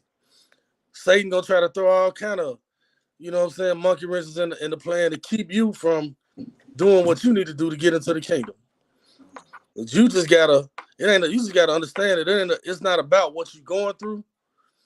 It's about how you react to it. It's about your reaction, right? You know, you get stuck in the elevator on the way to Passover, and you can let it discourage you and let it make you go back home. Right. Or you could just take it on the chin and say, nah, you ain't winning today. And you can keep it moving with a smile. You know what I'm saying? Because you know exactly what it is. When you know, it makes the blows just so much lighter, right? Right. You're gonna take some blows anyway. But just knowing what you know, coming into this knowledge, wisdom, and understanding, it is going to help you endure, right? So with that, I'm going to yield. I got two of them I want to bring out real quick. I hate searching for this page, but it's just one damn page and you be trapped up in here. Philemon. Y'all have number 1 and 6. Okay. That little elusive one page. Yeah, that elevator was no joke, bro. There's the book of Philemon, chapter 1 and verse 6. That the communication of thy faith may become effectual by the acknowledging of every good thing which is in you in Hamashiach Yahushua. right? Like Yeshaya talking about. When you find yourself stuck in that situation and you supposed to be moving in the spirit, you already know that that's the Lord working. You know what I'm saying? Especially if it's a feast day, you trying to get the Passover, you trapped in the elevator. That's Satan trying to break your spirit. Because he know how our people is. You'll get discouraged quick and be like, man, I ain't in the mood no more. And then you'll go home, right? Let him get you out the spirit. But the other thing that is with that is that when you know that the Lord is working like that through Satan to test your fortitude and you overcome that thing, it says that the communication of thy faith may be effectual, right? It's supposed, and brothers be like, damn, y'all got trapped in the elevator? What happened? And y'all still came to Passover? That's the effectual feeling that it's supposed to have. They're supposed to see your diligence in the face, in the times when it looked like you supposed to be defeated. They supposed to be coming to you trying to figure out, man, how you stay strong at that time. How you didn't break down and just be like, the hell with this, right? The effectual, by the acknowledging of every good thing which is in you in Hamashiach Yahushai. That's why. Right? Because you believe in the Most High and you believe in His Son. You believe in the kingdom to come. But that's powerful because we supposed to be that light. That's what Chief always say, man, be that light. Right? That fire burns. And then I wanted to get one more on the new moon. All right, Salaki, read verse 7, man. For we have great, this is Philippians 1:7. For we have great joy and consolation in thy love. Right? We have that great joy and consolation. We partied like the Chariots was parked outside, boy. You know? Everything we went through, getting to that Passover, boy, we turned up like the Chariots was sitting outside waiting on us. Yeah. For we have great joy and consolation in thy love, because the bowels of the saints are refreshed by thee, brother. And you can tie that in with the brother Choni and Yawasop. Out there in the elevator making sure we was good. God. They didn't give up on the brothers, man. And the sister as well, too, that was there with us. And what happened? We got refreshed and what? When they opened up the damn doors, man. Brother, We said, true woo! brothers, He was refreshed, man. We thought he was about to give the ghost. It's like you He can got also resurrected. you can also give the ups to the elder as well, because God. he kept us laughing in that thing, God. right? To basically showing us that you gotta laugh through your calamity. Because brothers could have, without elder, making us laugh, we could have been panicking. You're supposed to take it cheerfully, Yeah. right? Cheerfully, man. Brothers could have panicked. Oh, we finna lose oxygen. We up in here for 30 minutes already. Brothers sweating. Sister over there shaking. Right. Brothers, hey, everybody up in there could have just went crazy, but Elder kind of had everybody laughing. Right. Lion, see what happens when you speak against the next. Like, what? He said, y'all should have known. Right. Y'all big as hell. Right. Just wait. Man, look, yo, the average Jake would have been so shook. What you said? I said the average Jake would have been so shook after that. They would have took it as a sign. Oh, that must mean I need to take my ass home. You know how Jake is. Don't go. The average Jake would have been like, oh hell no, that's a sign. I don't need to do nothing. You know what I'm saying? That man don't follow no signs, don't try his life. And now all of a sudden he believes it. Hey, that's a sign, brother. That's a sign. Yeah, you Show don't ass want to be sign. there no way, man. Right. Yeah. Talking about, man, coming there, keeping the feast day like it's a damn dreadful act or something, man. Like you was forced into it. He coming in there spiritually kicking and screaming. Like, what the hell? Spirit getting drugged across the floor. Keep that feast day, man. Yeah. You know? I got another one. This is Ecclesiastes, Sirach 43:6. He made the moon also to serve in her season for a declaration of times and a sign of the world. Right? So all throughout the world, no matter where Israel is dwelling at, we're looking at the moon as a sign, right? We're paying attention to when that new moon kick off because we know that season of feast time is here. All right? We also, especially, we looking forward to the new moon for the new year, All right. Uh-huh. We know that our new year is here. And it says, from the moon is the sign of feast, a light that decreaseth in her perfection. And that's describing how to tell when the new moon is right there by itself. Right? Because it says it's decreasing in its perfection. So when you let's just start with a full moon. When it go from a full moon to 3/4 of a moon to half of a moon to a quarter crescent moon, and then there's no moon, that's death. God. That's decreasing. That's a perfection. That's death. Why? Because the next moon you see is going to be a 1/4 of a moon, crescent moon again, Right. then a half a moon, 3/4 of a moon, and then that big full moon again. God. So it's describing to you how to count and tell when the new moon is in. Right. All in the sequence. Follow the sequence. God. Right? God. That's it on that. You can end it on that. God. End it on verse 9. No, verse 8 and 9. Damn. Verse 8 and 9. I got him, but I was just going Yeah, read down the verse. The moon is verse 8, Sirach 43:8. The moon is called after her name, right? Urach. Increasing wonderfully in her changing, Right. being an instrument of the armies above, Being a what? an instrument of the armies above. And it's going to tie back in with the lesson. What happened to Heliodorus? The Lord sent them angels, the armies above, right? Read on. Shining in the firmament of heaven. Right? Read on. The beauty of heaven, the glory of the stars, and ornaments giving light in the highest places of the Lord. Right? And they give light. Close it out with the last verse, the next verse. Verse 10, at the commandments of the Holy One, they will stand in their order. At the commandments of the Holy One, Yahweh Shemel Shai, the moon, the sun, the stars, the animals, all life and creature on the earth is going to follow the commandment of the Lord. Read on. God, and never faint in their watches. And they don't faint in their watches. Right? So we watch for the nation of Israel, like watchmen of Israel. Right? We watch for our people's soul. Same as the sun and the moon, everything is used as a record against us to see what we're doing, good or bad. What happened to Doris? He sure as hell fainted. The heavenly armies came down, and he got a celestial aspect. I said, I don't know if you would call that a faint. All right, that was finished. That was death. Yeah, for real. Death, life, You know what I'm and saying? death. He was laid out with no hope of coming back to life. You know? All praise Yahweh Shemel Shai. We're going to do an anointing prayer and close it off the service. Huh? Yeah, Shai. We'll call you last so you can say your name 3 times as well, too, King. All right? God.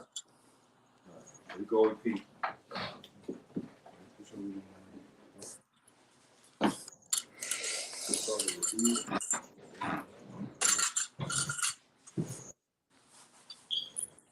Repeat after me. Yabaraki Yahweh.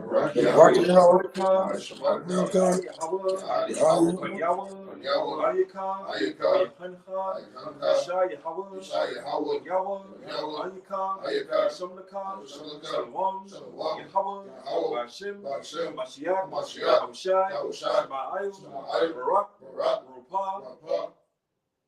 Nadib, Nadib, Nadib, Nadib, Nadib, Nadib, the bar, The bar, the bar, the bar, the bar, the bar, Ariyah, Ariyah, Ariyah, Ariyah, Ariyah, Ariyah, Ariyah, Daniel, Daniel, Bedon, Bedon, Bedon, Yeshaya, Yeshaya, Yeshaya, Yeshaya, Yeshaya, Yeshaya, Kol, Kol, Akim, Akim, Kol, Kol, Wafim, Wafim, Kol, Kol, Banyam, Banyam, Yeshala, Yeshala, Yahweh, Yahweh, Hashem, Hashem, Mashiach, Mashiach, Yahushua, Yahushua, Water, Water, Wad, Wad, Abalam, Abalam, Amen.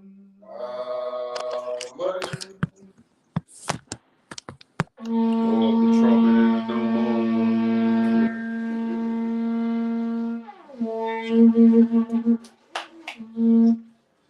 Yahweh,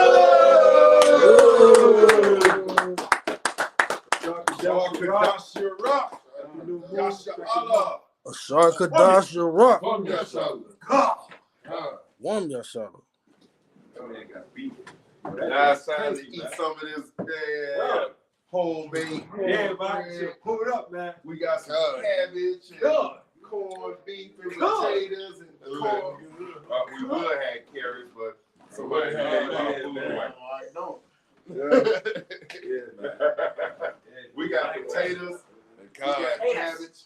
We got turkey tails, corned beef. Oh. I thought you were gonna be gone when I said turkey Yes. tails. Whoa. Call us after. Huh? It's a wrap, man. Get it in. I'm about to have my little feast too. Good. We'll call you at. Yeah, Shalom. Shalom. Shalom. Come here, son. Come here, Shalom.